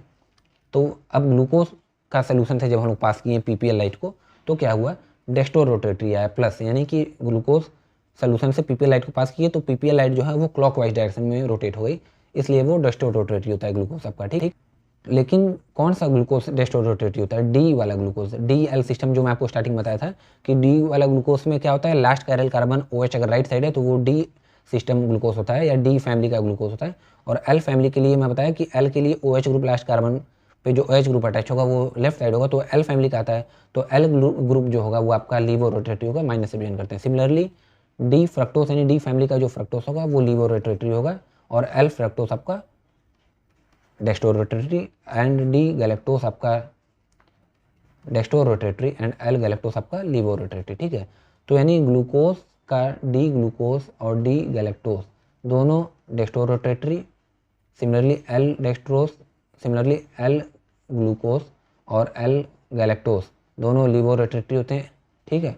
जबकि डी फ्रक्टोस, यानी डी फैमिली का फ्रक्टोस, जिसमें OH group last chiral carbon में राइट साइड हो, उसमें आपका ये लीवो रोटेटरी होता है, और एल फ्रक्टोस आपका डेस्टो रोटेटरी होता है, ठीक है। अपोजिट, ग्लूकोज और गैलेक्टोस के अपोजिट नेचर का, ठीक है। तो ये बात हो गई। अब हम लोग बात करने वाले हैं, देखो यहाँ पे क्या, थोड़ा सा इरेज करता हूँ, इनएंशियोमर्स। क्या बात करने वाले हैं, इनएंशियोमर। तो देखो अब हम लोग इनएंशियोमर बात करने वाले हैं यहाँ पे। तो इनएंशियोमर क्या होता है यहाँ पे, अगर मैं बात करूँ, देखो इनएंशियोमर होता है मिरर इमेज या नॉन सुपर इम्पॉसिबल इमेज बोलो। जैसे अगर ये देखो कोई मान लो पी मैं लेटर लिख रहा हूँ, ये मिरर है, ठीक है। तो इसका मिरर इमेज पी का बनाना होगा आपको, तो कैसे बनाओगे, ऐसा। ये देखो इनएंशियोमर वगैरह ये सब ऑप्टिकल आइसोमर का ही पार्ट है, डीएल सिस्टम, ठीक है, डीएल सिस्टम। उसके बाद आपका हो गया जैसे मीजो कंपाउंड, रेसमिक मिक्सचर वगैरह हो गया, फिर इनएंशियोमर हो गया, डायस्टीरियोमर वगैरह हो गया, होमोमर वगैरह हो गया, ये सब आपको ऑप्टिकल आइसोमेरिज्म के पार्ट में ही आता है, ठीक है। तो जैसे अगर ये पी मान लो एक लेटर है, इसका मुझे मिरर इमेज देखना है, तो क्यू ऐसा बनेगा। तो पी एंड क्यू क्या हो जाएगा आपका, पी एंड क्यू आर क्या हो जाएगा, क्या हो जाएगा, इनएंशियोमर, इनएंशियोमर। क्यों, क्योंकि पी का जब मिरर इमेज बनाऊँ तो ऐसा दिखेगा, और नॉन सुपर इम्पोजिबल होगा। कैसे, अगर इसको मैं उठा के पी पे रखता हूँ, पी अगर मैं इसको उठा के क्यू पे रखता हूँ, इस पी को देखो, अगर इस पी को मैं अगर क्यू पे अगर ऐसे प्लेस करता हूँ उठा के, तो कैसे होगा, क्यू ऐसे था, पी उठा के ऐसे रखे इस पर, तो पी देखो ये वाला डायरेक्शन इधर है, तो इसमें इधर हो जाएगा। तो देखो सुपर इम्पोज हो रहा है कि नहीं है, सुपर इम्पोज नहीं हो रहा है। एक में ऐसे था तो रखने पे ऐसा हो गया। सुपर इम्पोज मतलब क्या होता है, अगर मैं पी को उठा के दोबारा क्यू पे रखूँ, तो ऐसे अगर आके मान लो ऐसा ही रखूँ कि ऐसा क्यू ही मिले आपको और कुछ स्ट्रक्चर इसके अलावा ना मिले, तो सुपर इम्पोजिबल, यानी उसको पूरा कंप्लीटली कवर कर ले, ठीक है, तो बोलेंगे super imposable. Non super imposable यानी थोड़ा कवर ना कर पाए, दूसरा वाला भी आपको शो होने लगे, ठीक है। जैसे इसमें देखो पी आपको यहाँ पे दिख रहा था ऐसा, ठीक है। तो ये नॉन सुपर इम्पॉसिबल, यानी कि इनएनसीओमर कब बोलोगे, जब मिरर इमेज होगा जो कि नॉन सुपर इम्पॉसिबल होगा, ठीक है। जैसे अगर एग्जाम्पल की बात करूँ, देखो ये आपका ग्लूकोज का स्ट्रक्चर है जो कि डी ग्लूकोज है, और ये आपका ग्लूकोज का ही स्ट्रक्चर है ये ओवरऑल जो कि एल ग्लूकोज है। अब डी ग्लूकोज यानी डी फैमिली का ग्लूकोज क्या होता है, मैं बताया आपको कि लास्ट वाला कायरल कार्बन, ये लास्ट कायरल कार्बन है इसका, फोर्थ वाला कार्बन, कायरल कार्बन की अगर नंबरिंग करूँ फर्स्ट सेकंड थर्ड फोर्थ, तो ये OH अगर राइट साइड है, राइट साइड तो होगा डी फैमिली, और जबकि ये OH लेफ्ट साइड होगा तो होगा एल फैमिली। तो देखोगे ये मिरर इमेज देखोगे तो मिरर इमेज है, देखो OH यहाँ पे है तो OH यहाँ पे भी है, H यहाँ पे तो H यहाँ पे, OH यहाँ, OH यहाँ, OH यहाँ, OH यहाँ, ठीक है। ये इसका CHO ऊपर, CHO ऊपर, यहाँ CH2OH नीचे, CH2OH नीचे, यानी same to same mirror image है। लेकिन जब उठा के प्लेस करोगे डी ग्लूकोज को एल ग्लूकोज के ऊपर तो नॉन सुपर इम्पोजिबल होगा। कैसे, अगर इसको मैं प्लेस करता हूँ देखो ऐसे, तो ये वाला OH जो है वो ग्रुप यहाँ पे आके सुपर इम्पोज होगा तो OH ऐसा दिखेगा, जबकि होना कैसे चाहिए था, OH H ऐसा था तो यहाँ OH हो जाएगा। तो यानी कि पूरा कंप्लीटली सुपर इम्पोज नहीं हो रहा है, नॉन सुपर इम्पोज हो रहा है, इसलिए क्या हो गया, ये इनएनसीओमर हो गए। क्या हो गया, enantiomer. D glucose and L glucose are enantiomer, ठीक है। अब मैं बात करता हूँ यहाँ पे क्या डाइस्टीरियोमर क्या होता है, ठीक है। देखो डाइस्टीरियोमर क्या होता है, सेम टू सेम वहाँ पे देखो इनएनसीओमर मिरर इमेज होता है, नॉन सुपर इम्पोसिबल, जबकि डाइस्टीरियोमर क्या होता है, नॉट मिरर इमेज, ये मिरर इमेज नहीं होते हैं। जैसे देखो डी ग्लूकोज और डी गैलेक्टोज की मैं बात कर दूँ अगर, तो डी गैलेक्टोज का स्ट्रक्चर मैं आपको थोड़ा बताता हूँ। ग्लूकोज का बनाते थे देखो ऐसे ना, CHO लिख के यहाँ पे लिखते थे हम लोग ऐसे 4 बॉन्ड लगा के, यहाँ पे HOH OH H H OH और HOH, ऐसे ग्लूकोज का स्ट्रक्चर बनाते थे।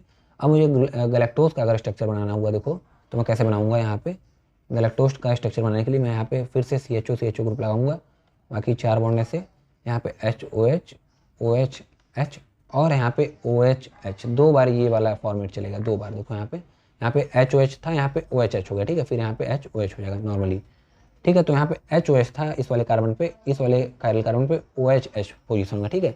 तो ये ग्लूकोज का स्ट्रक्चर होता है, ग्लूकोज, और ये होता है गैलेक्टोज का स्ट्रक्चर, गैलेक्टोज, ठीक है। तो ये डिफरेंस होता है थोड़ा सा, देखो यहाँ पे वही मैं यहाँ पे ब्रैकेट करके दिखाऊँ, यहाँ HOH होता है, यहाँ पे OH H होता है, ठीक है। तो D glucose and D galactose mirror image नहीं होंगे। जब इसका तुम ऐसे मिरर के सामने देखोगे तो मिरर इमेज कैसे होगा यार, यहाँ पे OH है, यहाँ पे H है, यहाँ पे H है, यहाँ पे OH है, यहाँ पे OH है, यहाँ OH है, यहाँ OH है, यहाँ पे H है, तो मिरर इमेज तो बन नहीं रहा है। सीधे समझ में आ रहा होगा। यहाँ पे देखो, अगर मैं यहाँ पे देखो मिरर यहाँ पे अगर मैं लगाता हूँ सिमिलरली, आपको यहाँ दिख रहा होगा, यहाँ OH ग्रुप लगाया इस साइड, लेकिन यहाँ मिरर में तो यहाँ पे भी तो OH आना चाहिए, मिरर में दिखना चाहिए।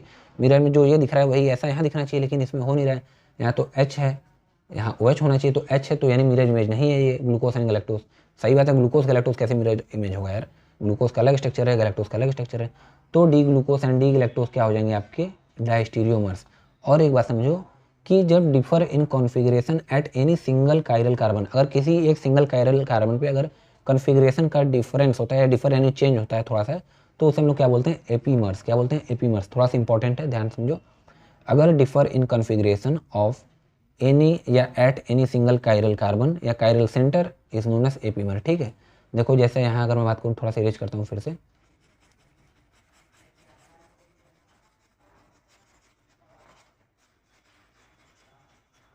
और थोड़ा सा यहाँ पे जूम करता हूँ मैं।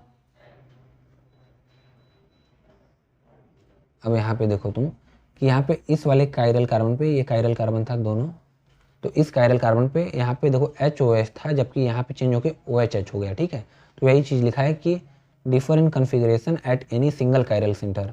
इस वाले कायरल सेंटर पे कॉन्फ़िगरेशन पहले HOH था, लेकिन डी गैलेक्टोज में चेंज होकर OH हो गया इस कायरल कार्बन में जो कॉन्फ़िगरेशन था, ठीक है। तो इससे हम लोग बोलते हैं क्या, एपीमर्स। अगर एक कायरल कार्बन पे अगर कॉन्फ़िगरेशन चेंज होता है कायरल सेंटर पे तो एपीमर्स बोलते हैं, ठीक है। Hence D glucose and D galactose are epimers बोलोगे इसको, ठीक है।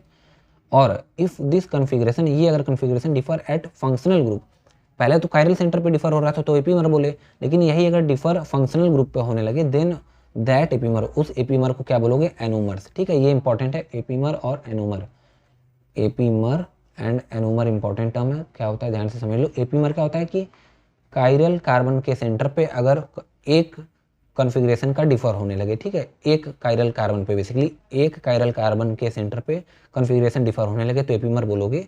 जैसा कि डी ग्लूकोज और डी गैलेक्टोज में था, यहाँ पे हम लोग जो देखे थे, देखो यहाँ पे इस कायरल कार्बन पे देखो अलग हो रहा था कॉन्फ़िगरेशन, ठीक है, उसे एपीमर बोल दिया। और एनोमर कब बोलोगे, जब वही डिफर कॉन्फ़िगरेशन होने लगे लेकिन कायरल कार्बन पे नहीं, कहाँ होने लगे, फंक्शनल ग्रुप पे। देखो कॉन्फ़िगरेशन डिफर एट कहाँ पे, फंक्शनल ग्रुप पे, तब उस एपीमर को हम लोग क्या बोलेंगे, एनोमर्स। क्या बोलोगे, एनोमर्स, ठीक है। जैसा अगर मैं एनोमर की एग्जांपल बात करूँ, कब कहाँ पे देखते हैं, तो एनोमर आपको कहाँ मिलता है, can be seen in cyclic structure, ठीक है। एनोमर कहाँ आप देख पाओगे ऐसा, साइक्लिक स्ट्रक्चर में। जैसे अल्फा डी ग्लूकोज का स्ट्रक्चर में बात करूँ, देखो तो अल्फा डी ग्लूकोज में H यहाँ पे ऊपर होता है फर्स्ट कार्बन पे, OH डाउन साइड होता है। और बीटा डी ग्लूकोज में क्या होता है, फर्स्ट कार्बन पे OH अप साइड होता है और H डाउन साइड होता है, ठीक है। तो यहाँ पे देखो फंक्शनल ग्रुप जो है तुम्हारा CHO, ये जो फर्स्ट कार्बन होता है वही तो CHO ग्रुप होता था, फंक्शनल ग्रुप CHO ग्रुप होता था, एल्डिहाइड ग्रुप। तो एल्डिहाइड ग्रुप में ही देखो यहाँ पे डिफर होने लगा पोजीशन, फर्स्ट कार्बन पे OH एक बार अप साइड है, H डाउन साइड, और सिमिलरली अल्फा वाले में H अप साइड हो गया, OH डाउन साइड हो गया। तो ये डिफर होने लगा फर्स्ट फंक्शनल ग्रुप वाले कार्बन पे, इसीलिए ये आपका दोनों क्या हो गया, alpha D glucose and beta D glucose are anomers. क्या हो गए, एनोमर्स। यहाँ पे देखो ये CH2OH इस वाले से और इससे कंपेयर करोगे OH से, तो ये अपोजिट डायरेक्शन में आ रहा है तो ट्रांस बोल दोगे, और सेम डायरेक्शन में आते हैं ये दोनों तो सिस बोल दोगे। इतना आपको जरूरत नहीं है सिस ट्रांस की, बस जानते रहो थोड़ा बहुत, ठीक है। तो hence alpha D glucose and beta D glucose are anomers, क्योंकि ये आपको साइक्लिक स्ट्रक्चर में देखने को मिलेगा। अल्फा डी ग्लूकोस और बीटा डी ग्लूकोस में फर्स्ट कार्बन पे HOH अल्फा पोजीशन पे था, H up side OH down side, जबकि बीटा डी ग्लूकोस में OH अप साइड हो जाता है, जिसे हम लोग बीटा डी ग्लूकोस बोलते हैं। तो ये दोनों पे चेंज हो रहा है फर्स्ट कार्बन पे, जो कि फंक्शनल ग्रुप था, फंक्शनल कार्बन था, क्योंकि CHO एल्डिहाइड ग्रुप यहीं पे लगा था, ठीक है। तो इसीलिए आपका फंक्शनल ग्रुप पे डिफर होने लगा कॉन्फ़िगरेशन, इसीलिए हम लोग इसे एनोमर बोल देंगे, ठीक है। अब देखो थोड़ा सा मैं आपको कॉन्सेप्ट बताता हूँ कि जो डाइसैकेराइड और पॉलीसैकेराइड होता है, मैं स्टार्टिंग में ही बता दिया था प्रीवियस वीडियो में, वो जॉइंट होते हैं किससे, ग्लाइकोसिडिक बॉन्ड से, ठीक है। यानी मोनोसैकेराइड पहला यूनिट है, दूसरा मोनोसैकेराइड यूनिट है। अगर डाइसैकेराइड बना रहे हैं तो किससे जुड़े होंगे दोनों, ग्लाइकोसिडिक बॉन्ड से, ठीक है, या ग्लाइकोसिडिक लिंकेज से। तो अब हम लोग बात करने वाले हैं फाइनली केमिकल रिएक्शन, और इसके बाद बात करेंगे हम लोग बायोलॉजिकल रोल। तो केमिकल नेचर में हम लोग केमिकल स्ट्रक्चर बात कर लिए हैं, आइसोमेरिज्म बात कर लिए, अब केमिकल रिएक्शन बात करेंगे, एकदम ईजी सा 7 केमिकल रिएक्शन मैं आपको बताने वाला हूँ। कितने, 7 केमिकल रिएक्शन, ठीक है। 7 केमिकल रिएक्शन बहुत ईजी है, बस ध्यान से सुनते चलो। तो देखो यहाँ पे पहला जो रिएक्शन है, केमिकल रिएक्शन है, किसके साथ है, विथ HCN, ठीक है। पहला केमिकल रिएक्शन है किसका, ये पहले आपका क्या है, ये ग्लूकोज है। तो ग्लूकोज का केमिकल रिएक्शन हम लोग किससे करा रहे हैं, HCN से, किससे, HCN। तो पहला रिएक्शन है HCN के साथ ग्लूकोज का। तो देखो क्या बनता है, तो देखो क्योंकि ग्लूकोज में फंक्शनल ग्रुप आपको पता है कौन सा लगा रहता है, एल्डिहाइड, कौन सा, HCO यानी CHO, बेसिकली CHO, ठीक है। तो ये एल्डिहाइड फंक्शनल ग्रुप लगा रहता है। तो इसको मैं ऐसे भी लिख सकता हूँ, देखो CH डबल बॉन्ड O, ठीक है। तो अगर मैं C double bond O H ऐसे है और इसका रिएक्शन मैं HCN से कराऊँ, किससे कराऊँ, HCN, तो क्या बनेगा, इसको मैं ऐसे कर सकता हूँ, बॉन्ड ब्रेक कर सकता हूँ, तो C माइनस C प्लस होगा, ठीक है। ये O माइनस हो जाएगा और C प्लस हो जाएगा, और ऐसे ही H प्लस और CN माइनस बनेगा। अगर इसको ब्रेक करोगे तो H प्लस और CN माइनस, ठीक है, क्योंकि HCN है ऐसा, तो ये माइनस ये प्लस, ठीक है। तो ये प्लस वाला पार्ट हमेशा निगेटिव के पास जाता है और माइनस वाला प्लस के पास, तो प्लस वाला आएगा आपके निगेटिव के पास, ये माइनस वाला पार्ट जाएगा पॉजिटिव के पास, यहाँ पे कार्बन के पास, ठीक है। तो क्या हो जाएगा, देखो हो जाएगा C से CN ये अटैच हो जाएगा, तो C से CN अटैच हो जाएगा, फिर सिंगल बॉन्ड O हो जाएगा, सिंगल बॉन्ड O, ये वाला H आके O माइनस अटैच होगा तो H ऐसा, यानी कि इसको हम लोग ऐसा भी लिख सकते हैं, C से CN फिर OH, ऐसा कुछ अटैचमेंट होगा कार्बन के साथ, ठीक है। तो वही चीज़ देखो यहाँ पे लिखा गया है। अगर मैं थोड़ा सा इरेज करता हूँ तो यहाँ पे देखोगे HCN के साथ जब रिएक्ट किए H प्लस CN माइनस, और ये O माइनस C प्लस में ब्रेक हुआ, तो ये H प्लस आके O के पास जाएगा और CN माइनस जाएगा C के पास। तो यहाँ पे जो मैं कंपाउंड बनाया ये CCNOH, तो यही बनेगा। देखो यहाँ पे C से CN अटैच होगा, फिर OH मॉलिक्यूल, और एक हाइड्रोजन बॉन्ड आपका ये वाला जो प्रेजेंट था पहले से, ये वाला, ठीक है। फिर बाकी ये आपका कार्बन का चेन था ही। तो ये आपका कंपाउंड बनता है जिसका नाम होता है क्या, ग्लूकोसाइनोहाइड्रिन। क्या नाम होगा, ग्लूकोसाइनो, क्योंकि CN है, CN साइनो, और OH को हाइड्रिन, तो ग्लूकोसाइनोहाइड्रिन बनता है। इसमें 5 कायरल कार्बन होते हैं। कितने कायरल कार्बन होते हैं इसमें, 5। कैसे, ये देखो, अगर फिर से मैं शॉर्ट में बताऊँ तो ग्लूकोज होता है ऐसा, C डबल बॉन्ड OH, ठीक है, यहाँ पे, और H OH OH H, फिर H OH, फिर 1 2 3 4 H OH, फिर CH2OH, ठीक है, ऐसा है। यहाँ पे अगर HCN से रिएक्ट करोगे तो H प्लस CN माइनस ये ब्रेक डाउन होगा, ये O माइनस C प्लस में ब्रेक डाउन होगा, ठीक है। तो H प्लस O माइनस के पास जाएगा, CN माइनस C प्लस के पास जाएगा, तो बनाएगा कुछ ऐसा COH, और जब H प्लस O के पास गया तो COH हो जाएगा। फिर CN माइनस अगर कार्बन के पास गया तो CN हो जाएगा, कार्बन से अटैच एक बॉन्ड, ठीक है। एक मिनट, यहाँ पे थोड़ा सा इरेज करता हूँ। तो C से फिर CN अटैच हो जाएगा, और यहाँ पे एक ये वाला हाइड्रोजन था ही, तो ये हाइड्रोजन रिप्रेजेंट किए, फिर HOH, ये बाकी ऐसा सिमिलर स्ट्रक्चर फिर पहले जैसा ये इतना ड्रॉ कर दोगे, ठीक है, ऐसा HOH HOH और CH2OH, ठीक है।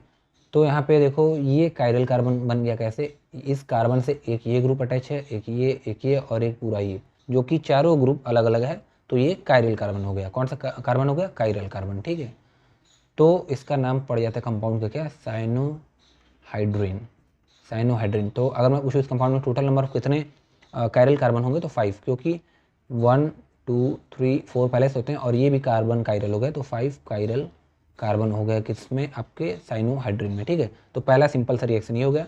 अब दूसरे केमिकल रिएक्शन की बात करूँ तो ये रिएक्शन होता है किसके साथ? देखो, reaction with HI and red phosphorus. Red P को हम लोग रेड फॉस्फोरस बोलते हैं, और जो रेड फॉस्फोरस आपका बेसिकली वो एक रिड्यूसिंग एजेंट है। कैसा एजेंट है? रिड्यूसिंग एजेंट, ठीक है। रिड्यूसिंग एजेंट है ये, देखो यहाँ पे लिखा गया है रिड्यूसिंग एजेंट। रेड फॉस्फोरस को ट्रिक से याद करोगे, अगर थोड़ा सा ट्रिक से याद करना चाहें तो लाल पड़ोसी कर सकते हैं। क्या? लाल पड़ोसी। इंग्लिश में लाल का हो गया रेड, पड़ोसी को लिखोगे तो PADOSI, पड़ोसी हो गया। तो पड़ोसी का P अगर टर्म उठाओगे तो रेड P, देखो रेड फॉस्फोरस। पड़ोसी क्या करता है? आपको हमेशा रिड्यूस करने की कोशिश करता है हर पॉइंट पे आपको, ठीक है। इसीलिए तो देखो रेड P यानी रेड फॉस्फोरस होता है, ये क्या करता है? कि रिड्यूसिंग एजेंट है। रिड्यूसिंग एजेंट जो कि रिड्यूस करता है आपको, जो कि रिड्यूस करता है, ठीक है। तो ये देखो ग्लूकोज है, अब रिड्यूसिंग एजेंट है रेड फॉस्फोरस, HI के साथ कॉम्बिनेशन में आएगा। तो क्योंकि रिड्यूसिंग एजेंट है ये, तो क्या होगा? H प्लस ऐड होगा, मतलब H प्लस मतलब कि हाइड्रोजन का एडिशन होगा, हाइड्रोजन का एडिशन। जैसे कि ऑक्सीडेशन होता है तो H का रिमूवल होता है, सिमिलरली अगर रिडक्शन होता है तो हाइड्रोजन का एडिशन होता है। तो जहाँ जहाँ कार्बन टू ऑक्सीजन बॉन्ड होगा, देखो जैसे ये CH double bond O aldehyde group है, तो जहाँ जहाँ कार्बन टू हाइड्रोजन बॉन्ड है उसको ब्रेक कर दोगे। मैं यहाँ 2 बॉन्ड है, दोनों बॉन्ड को हाइड्रोजन से ब्रेक करो, H लिख दो, 4 हाइड्रोजन हो जाएगा, क्योंकि 2 बॉन्ड था। एक बॉन्ड तोड़ोगे तो 2 हाइड्रोजन दो। सिमिलरली ये कार्बन टू ऑक्सीजन बॉन्ड देखो ये है, तो एक HH दे दो। सिमिलरली यहाँ पे कार्बन टू हाइड्रोजन बॉन्ड है तो HH, यहाँ पे है तो HH, यहाँ पे है तो HH, और यहाँ पे है तो HH। तो ओवरऑल बनाओगे जब कंपाउंड तो N हेक्सेन बनेगा। क्या बनेगा? N hexane. अगर बना के देखना है फिर से तो यहाँ पे बनाते हैं, देखो यहाँ पे करते हैं इरेज, फिर बना के देखते हैं N हेक्सेन कैसे बन रहा है। देखो यहाँ पे ऐसा कंपाउंड था, C double bond O H था, फिर यहाँ पे ये ग्लूकोज है आपका HOH, फिर OH H HOH HOH and CH2OH, ठीक है। तो ये आपका ग्लूकोज का स्ट्रक्चर है। किसका स्ट्रक्चर है? अब तो इतना आपको याद हो ही गया होगा कि ये ग्लूकोज का स्ट्रक्चर है। इसमें अगर मैं रिएक्ट करता हूँ या किसके साथ रिएक्शन करता हूँ? HI रेड फॉस्फोरस, ठीक है, हाइड्रोजन आयोडाइड और रेड फॉस्फोरस के साथ रिएक्ट करता हूँ, तो ये क्योंकि रिड्यूसिंग एजेंट है तो हाइड्रोजन का एडिशन होगा। तो जहाँ जहाँ कार्बन टू ऑक्सीजन बॉन्ड है जितने, उसको ब्रेक करो। एक बॉन्ड ब्रेक करोगे तो 2 हाइड्रोजन देना है ऐसे तुम, ठीक है। तो एक बॉन्ड ब्रेक किया तो हाइड्रोजन हाइड्रोजन, दूसरा बॉन्ड ये वाला ब्रेक किया तो हाइड्रोजन हाइड्रोजन। फिर सिमिलरली कार्बन टू हाइड्रोजन, ये कार्बन तो hydrogen, carbon to oxygen bond break करना है, तो ये हाइड्रोजन हाइड्रोजन ऐड किए। फिर ये कार्बन है, ये ऑक्सीजन, तो carbon to oxygen bond break किया तो हाइड्रोजन हाइड्रोजन दे दो। फिर यहाँ पे भी ऐसे ही हाइड्रोजन हाइड्रोजन, यहाँ पे भी हाइड्रोजन हाइड्रोजन, और यहाँ पे भी हाइड्रोजन हाइड्रोजन, ठीक है। तो अब देखोगे तो जो H2O उसको बाहर निकाल दो, तो H2O ये हो गया, फिर ये H2O, ये H2O, फिर यहाँ पे H2O, उसके बाद यहाँ पे H2O और यहाँ पे H2O, ठीक है। तो क्या बना? देखो ये CH3 हो गया, एक कार्बन 3 हाइड्रोजन, तो CH3 ऊपर हो गया। फिर यहाँ पे C, एक यहाँ हाइड्रोजन, एक यहाँ हाइड्रोजन, 2 हाइड्रोजन, तो CH2। फिर यहाँ पे देखोगे तो C 2 हाइड्रोजन है और ये H2O निकल गया बाहर, तो 2 हाइड्रोजन, तो फिर CH2। फिर ऐसे ही यहाँ पे देखोगे तो H2O बाहर निकल गया, तो एक ये हाइड्रोजन, एक ये हाइड्रोजन, एक ये कार्बन, तो CH2। फिर बात करें तो यहाँ पे देखो सिमिलरली इस वाले कार्बन पे देखोगे तो ये OH HNE H2 बाहर निकल गया, एक यहाँ हाइड्रोजन है और एक यहाँ हाइड्रोजन है, ठीक है। तो 2 हाइड्रोजन है तो CH2 और इस वाले लास्ट में ये CH2 बचा है और एक ये वाला हाइड्रोजन यानी CH3 हो गया, बाकी H2 बाहर निकल गया तो CH3। तो 1 2 3 4 5 6 कार्बन और 3 to 5 to 7 to 9 to 11 3 14, तो यानी C6H14 बना, जिसका नाम होता है हेक्सेन। क्या होता है? हेक्सेन, ठीक है। C6H14 को हेक्सेन कहते हैं, जिसका स्ट्रक्चर ये रहा, ठीक है। ऐसा ये इसका बॉन्ड लाइन नोटेशन हो गया ऐसे 1 2 3 4 5 6 कार्बन और हाइड्रोजन काउंट करोगे तो 3 हाइड्रोजन, 2 हाइड्रोजन, 2 2 2 और 3 काउंट करो, 3 2 5 7 9 11 3 14 यानी 14। तो 14 हाइड्रोजन और 6 कार्बन है C6H14 जो कि हेक्सेन बना आपका, ठीक है। तो एन हेक्सेन बनता है अगर HI और रेड फॉस्फोरस से रिएक्ट करता है आपका ग्लूकोज। सिमिलरली अगर थर्ड रिएक्शन की बात करूँ, रिएक्शन विथ NH2OH, NH2OH के साथ रिएक्शन, जिसको हम लोग क्या बोलते हैं? हाइड्रोक्सिल अमीन। ये देखो NH2 को तो अमीन बोलते हो, अमीन ग्रुप, और OH को क्या बोलते हैं? हाइड्रोक्सी या तो हाइड्रोक्सिल। तो NH2OH है तो क्या बोल दोगे? हाइड्रोक्सिल अमीन। तो हाइड्रोक्सिल अमीन के साथ जब रिएक्शन होगा ग्लूकोज का तो क्या बनेगा? बेसिकली ये बात करने वाले हैं हम लोग। तो देखो, अगर थोड़ा सा मैं पेन की थिकनेस कम करता हूँ,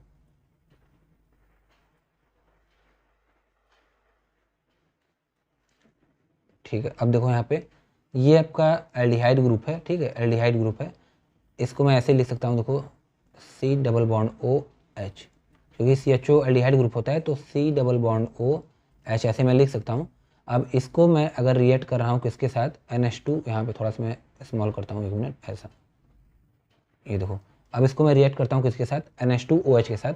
तो NH2 को मैं ऐसे लिखता हूँ NH2 प्लस और OH, NH2OH के साथ अगर मैं रिएक्ट करता हूँ तो NH2 का H2 और CHO का O कंबाइन करके क्या बनाएगा? देखो H2O बाहर निकल जाएगा, -H2O हो जाएगा। तो क्या बनेगा ओवरऑल? C डबल बॉन्ड, ये H यहाँ पे लगा है तो ये H लगा दी यहाँ पे भी, डबल बॉन्ड। अब ऑक्सीजन निकल गया तो डायरेक्टली नाइट्रोजन से जुड़ जाएगा ये, फिर OH ये था ये, तो OH। तो ये स्ट्रक्चर ऐसा कुछ बनेगा, ठीक है। यही देखो यहाँ पे भी लिखा है ऐसा, यहाँ पे ये H रहेगा, ठीक है। तो ये आपका ऐसा बनेगा C डबल बॉन्ड NOH। अब वही चीज़ है पूरा ग्लूकोज में, ये एल्डिहाइड ग्रुप था, इसको ऐसे NH2OH से कंबाइन किया, H2 और O मिलके H2O बाहर निकल गया, तो आपका CH डबल बॉन्ड NOH बना ग्लूकोज में, जिसको हम लोग नाम दे देंगे ग्लूकोज ऑक्साइम। क्या बोलोगे? इसको ऑक्साइम ग्रुप है ये, तो ग्लूकोज में लगा है क्योंकि, तो ग्लूकोज ऑक्साइम बोल दिए, ठीक है। तो ये इसका रिएक्शन हो गया। अब रिएक्शन फोर्थ की बात करूँ तो reaction with acetic anhydride. Acetic anhydride के साथ रिएक्शन हम लोग देखने वाले हैं। एसिटिक एनहाइड्राइड क्या होता है? देखो CH3 C double bond O O C double bond O CH3, इसको बोलते हैं क्या? एसिटिक एनहाइड्राइड, एसिटिक एनहाइड्राइड, ठीक है, ठीक है। तो देखो ये एसिटिक एनहाइड्राइड ग्रुप है आपका। 1 मिनट, थोड़ा सा पेज को इधर शिफ्ट करता हूँ मैं, ठीक है। देखो तो ये एसिटिक एनहाइड्राइड ग्रुप है और C double bond O CH3 जो है ऐसा लिखा हुआ है, इसको हम लोग क्या बोलते हैं? Acyl group. क्या बोलते हैं? एसाइल। एसाइल को शॉर्ट में AC लिखता हूँ मैं, AC। तो एसाइल ग्रुप किसे बोलोगे? CH3CO को हम लोग एसाइल ग्रुप बोलते हैं, ठीक है। तो यहाँ पे CH3CO को अगर मैं एसाइल बोल रहा हूँ, एसाइल, और इधर भी CH3CO है तो इसको भी एसाइल बोलोगे, और बीच में ऑक्सीजन लगा है तो ओवरऑल क्या लिखोगे? एसाइल O एसाइल ग्रुप, ठीक है। यानी कि शॉर्ट में ACOAC। क्या बोलोगे? ACOAC, ठीक है। तो ये आपका एसिटिक एनहाइड्राइड ग्रुप होता है, ACOAC।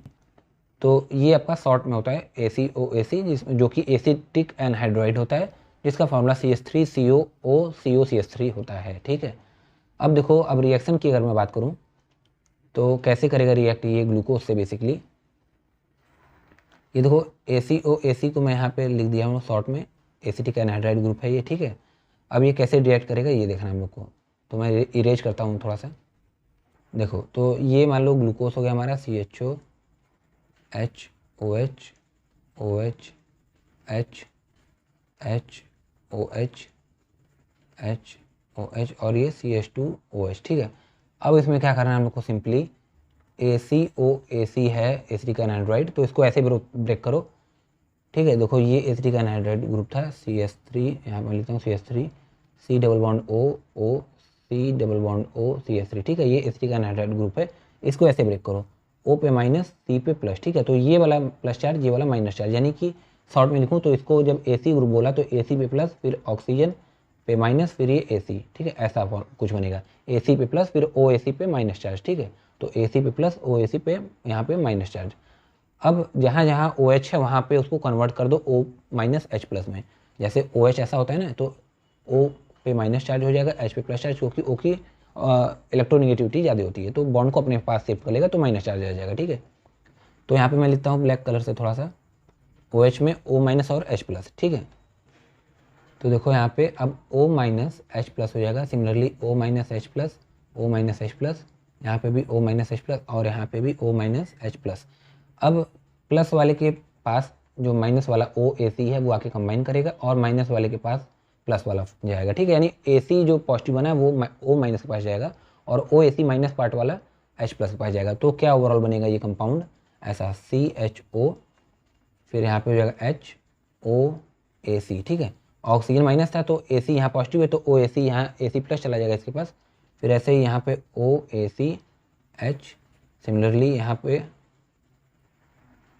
HOAC, यहाँ पे भी HOAC, और यहाँ पे CH2OAC, ऐसा, ठीक है। तो ये आपका कंपाउंड बनेगा जिसका नाम होता है क्या, यहाँ मैं नाम लिखूँ तो नाम क्या होता है इसका, ग्लूकोज पेंटा एसीटेट। क्यों? क्योंकि एसीटेट ग्रुप जो CH3CO है, जो पॉजिटिव ग्रुप बना उसको एसीटेट बोलोगे, और 5 एसीटेट ग्रुप है, 1 2 3 4 और ये 5 एसीटेट ग्रुप है, तो क्या नाम बोलोगे इसका, ग्लूकोज पेंटा एसीटेट, ठीक है। ये इसका नेम हो जाएगा ग्लूकोज पेंटा एसीटेट।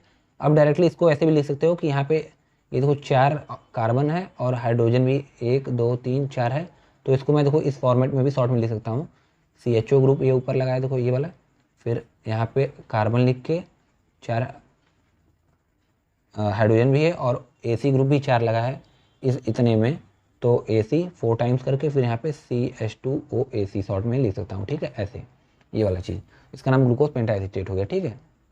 और इसमें क्योंकि 5 AC है, देखो 5 जगह OH था बेसिकली, तो 5 मोल आपका रिक्वायर होगा एसिडिक एनहाइड्राइड का, ठीक है। तो वही लिखा है यहाँ पे 5 मोल। तो ये रिएक्शन हो गया। सिमिलरली 5 यानी फिफ्थ वाले रिएक्शन की बात करूँ तो reaction with bromine and water, यानी ब्रोमीन वाटर के साथ रिएक्ट करोगे तब क्या होगा। ब्रोमीन वाटर देखो एक माइल्ड ऑक्सीडाइजिंग एजेंट होता है, यानी एक नॉर्मल होता है ऑक्सीडाइजिंग एजेंट, बहुत ज़्यादा स्ट्रॉन्ग नहीं होता है, ठीक है। तो ये क्या करता है, ऑक्सीडाइज कर देता है। देखो ये ग्लूकोज में ये एल्डिहाइड ग्रुप है ना, इसमें ये ऑक्सीडाइज कर देगा। एल्डिहाइड ग्रुप को किस में ऑक्सीडाइज करेगा, एसिड में। ये एल्डिहाइड ग्रुप है, देखो एल्डिहाइड, तो इसको एसिड में ऑक्सीडाइज कर देगा। एसिड COH होता है, तो CHO HOH OH H HOH HOH और CH2OH था, तो इसको ऑक्सीडाइज कर दोगे किसके प्रेजेंस में, Br2 प्लस H2O के प्रेजेंस में, तो यहाँ पे COH ग्रुप लग जाएगा। बाकी वो चारों ऐसा ही रहेगा, HOH OHH HOH HOH और यहाँ पे लास्ट में CH2OH, ठीक है। कुछ चेंज नहीं करना, बस ऊपर एल्डिहाइड ग्रुप को एल्डिहाइड ग्रुप को कार्बोक्सिलिक एसिड कर देना, ठीक है। एल्डिहाइड CHO को COH कर देना, क्योंकि ये माइल्ड ऑक्सीडाइजिंग एजेंट है, ठीक है। इसका नाम तब हो जाएगा क्या, ग्लूकोनिक एसिड। क्या नाम हो जाएगा, ग्लूकोनिक एसिड, ठीक है, ये इसका नाम हो जाएगा। सिमिलरली अगर 6th वाला रिएक्शन देखें तो reaction with concentrated HNO3, concentrated HNO3 के साथ अगर ग्लूकोज का रिएक्शन करोगे तो क्या होता है, ग्लूकैरिक एसिड बनता है। क्या बनता है, ग्लूकैरिक एसिड। इसी का दूसरा नाम होता है क्या, सैकरिक एसिड। क्या होता है, सैकरिक एसिड। कैसे, कॉन्सेंट्रेटेड HNO3 आपका स्ट्रॉन्ग ऑक्सीडाइजिंग एजेंट होता है, ठीक है। यानी कि जहाँ एल्डिहाइड ग्रुप प्रेजेंट है और जहाँ ये अल्कोहल ग्रुप प्रेजेंट है, लास्ट में CH2OH जो है, इन दोनों को एसिड में कन्वर्ट कर देगा। किसमें, एसिड में। तो CHO ग्रुप भी COH ग्रुप हो जाएगा और CH2OH ग्रुप भी COH ग्रुप हो जाएगा। तो बस इतना चेंज कर देना कि ऊपर वाला ग्रुप और लास्ट वाला ग्रुप दोनों को COH ग्रुप कर देना, बाकी ये बीच वाला सब सिमिलर रहेगा जैसे इसमें था, ठीक है। तो इसका नाम रख दोगे क्या, ग्लूकैरिक एसिड और सैकरिक एसिड इसको बोलते हैं, ठीक है। और एक चीज़ नोट करो कि ग्लूकोज में अगर तुम कॉन्सेंट्रेटेड HNO3 डालो तो ग्लूकैरिक एसिड बन रहा है, क्योंकि कॉन्सेंट्रेटेड HNO3 आपका एक स्ट्रॉन्ग ऑक्सीडाइजिंग एजेंट है। ऐसे करो, या तो फिर ग्लूकोनिक एसिड में भी अगर तुम कॉन्सेंट्रेटेड HNO3 डालोगे तो यही ग्लूकैरिक या सैकरिक एसिड बनेगा। कैसे, क्योंकि ग्लूकोनिक एसिड क्या होता है मैं बताया, COH ग्रुप होता है, फिर बाकी सेम ग्लूकोज की तरह चारों, और लास्ट में CH2OH। देखो ये वाला स्ट्रक्चर बात की था ना यहाँ पे, ये आपका कौन सा होता है, ग्लूकोनिक एसिड। देखो ये ग्लूकोनिक एसिड, इसमें भी अगर मैं कॉन्सेंट्रेटेड HNO3 डालूंगा तो ये तो आपका एसिड था ही, अब इसको भी ये क्योंकि ऑक्सीडाइजिंग एजेंट होता है, स्ट्रॉन्ग ऑक्सीडाइजिंग एजेंट होता है कॉन्सेंट्रेटेड HNO3, तो ये CH2OH को भी कन्वर्ट कर देगा COOH में। तो क्या हो जाएगा, ग्लूकैरिक एसिड या सैकरिक एसिड बन जाएगा। ग्लूकोनिक एसिड में अगर डाल दोगे कॉन्सेंट्रेटेड HNO3 तो ग्लूकैरिक या सैकरिक एसिड बन जाएगा, ठीक है। अब लास्ट रिएक्शन है देखो कौन सा, ओसाजोन फॉर्मेशन। ओसाजोन फॉर्मेशन, इसमें रिएजेंट कौन सा यूज करते हैं, फिनाइल हाइड्रोजन, जिसका फॉर्मूला होता है PHNH NH2। क्या होता है, PHNH NH2, फिनाइल हाइड्रोजन, ठीक है। PH यानी फिनाइल, हाइड्रोजन NH NH2, ठीक है। तो देखो क्या करना है इसमें, ये एल्डिहाइड ग्रुप था आपका, CHO ग्रुप एल्डिहाइड ग्रुप था, ये ग्लूकोज है। देखो ग्लूकोज में एल्डिहाइड फंक्शनल ग्रुप लगा होता है, तो एल्डिहाइड ग्रुप का CH_O है ये। तो ऑक्सीजन और NH2 NHPH में NH2 का H2 कंबाइन करेगा ऑक्सीजन के साथ और वाटर का रिमूवल होगा। देखो ऐसा है कुछ स्ट्रक्चर CH_O। अगर मैं देखो यहाँ पे ड्रॉ करता हूँ, ठीक है, यहाँ पे जगह है काफ़ी। तो देखो ऐसा है स्ट्रक्चर, अगर CH_O, फिर ये आपका ग्लूकोज की तरह बाकी CH2OH हो जाएगा, ठीक है। ये पूरा मैं लिख नहीं रहा हूँ यार, ठीक है। अब इसमें अगर रिएक्ट कर रहा हूँ मैं किसके साथ, फिनाइल हाइड्रोजन, तो यानी NH2 NHPH के साथ रिएक्ट कर रहा हूँ, तो ये H2O बाहर यहाँ से दिख रहा है, H2O आपको दिख रहा है ना, इसको रिमूव कर दो, -H2O करोगे तो ये डबल बॉन्ड आके ये नाइट्रोजन से अटैच हो जाएगा। तो क्या स्ट्रक्चर बनेगा, CH_N NHPH ऐसा। बाकी फिर ये आपका लास्ट में CH2OH, बाकी ये 4 बॉन्ड ऐसा रहेगा, ठीक है, जैसा ग्लूकोज में होता है HOH OH H OH HOH ऐसा, ठीक है। अब क्या करेंगे हम लोग इसमें आगे देखो, तो अगर 1 मोल और मैं यहाँ पे क्या डालता हूँ, फिनाइल हाइड्रोजन यानी PHNH NH2 करता हूँ। पहला देखो यहाँ पे न्यूक्लियोफिलिक एडिशन रिएक्शन हुआ, कौन सा, यहाँ पे देखो, क्योंकि ये न्यूक्लियोफाइल आपका यहाँ पे अटैक करके H2O का रिमूवल होके ऐड हुआ है, तो न्यूक्लियोफिलिक एडिशन रिएक्शन हुआ। अब दूसरा यहाँ पे दूसरे वाला जो मोल होगा, यानी फिर अगला मोल जब लेंगे फिनाइल हाइड्रोजन का, तो यहाँ पे रिडॉक्स रिएक्शन होगा। कौन सा रिएक्शन, रिडॉक्स रिएक्शन। देखो यहाँ पे मैं लिखा भी था, यहाँ पे NAR यानी न्यूक्लियोफिलिक एडिशन रिएक्शन होगा। अब यहाँ पे दूसरे केस में यहाँ पे देखो रिडॉक्स रिएक्शन यहाँ पे लिखा है। तो रिडॉक्स रिएक्शन क्या करोगे, इसको ब्रेक करोगे, किसको, PHNH NH2 है तो इसको ब्रेक करोगे। रिडॉक्स रिएक्शन यानी एक बार पहले इसका रिडक्शन करोगे तो HH में ब्रेक करोगे। देखो इसका मैं रिडक्शन करता हूँ, अगर मैं रेड पेन को सिलेक्ट करता हूँ और थोड़ा इरेज करते हैं पहले, ठीक है। अब देखो यहाँ पे ये आपका जो है, यहाँ पे 1 मिनट देखो, यहाँ पे अब रिडॉक्स रिएक्शन हो रहा था, तो PHNH NH2 था, तो रिडॉक्स रिएक्शन करो, रिडक्शन करो एक बार इसका, फिर ऑक्सीडेशन करना है अभी।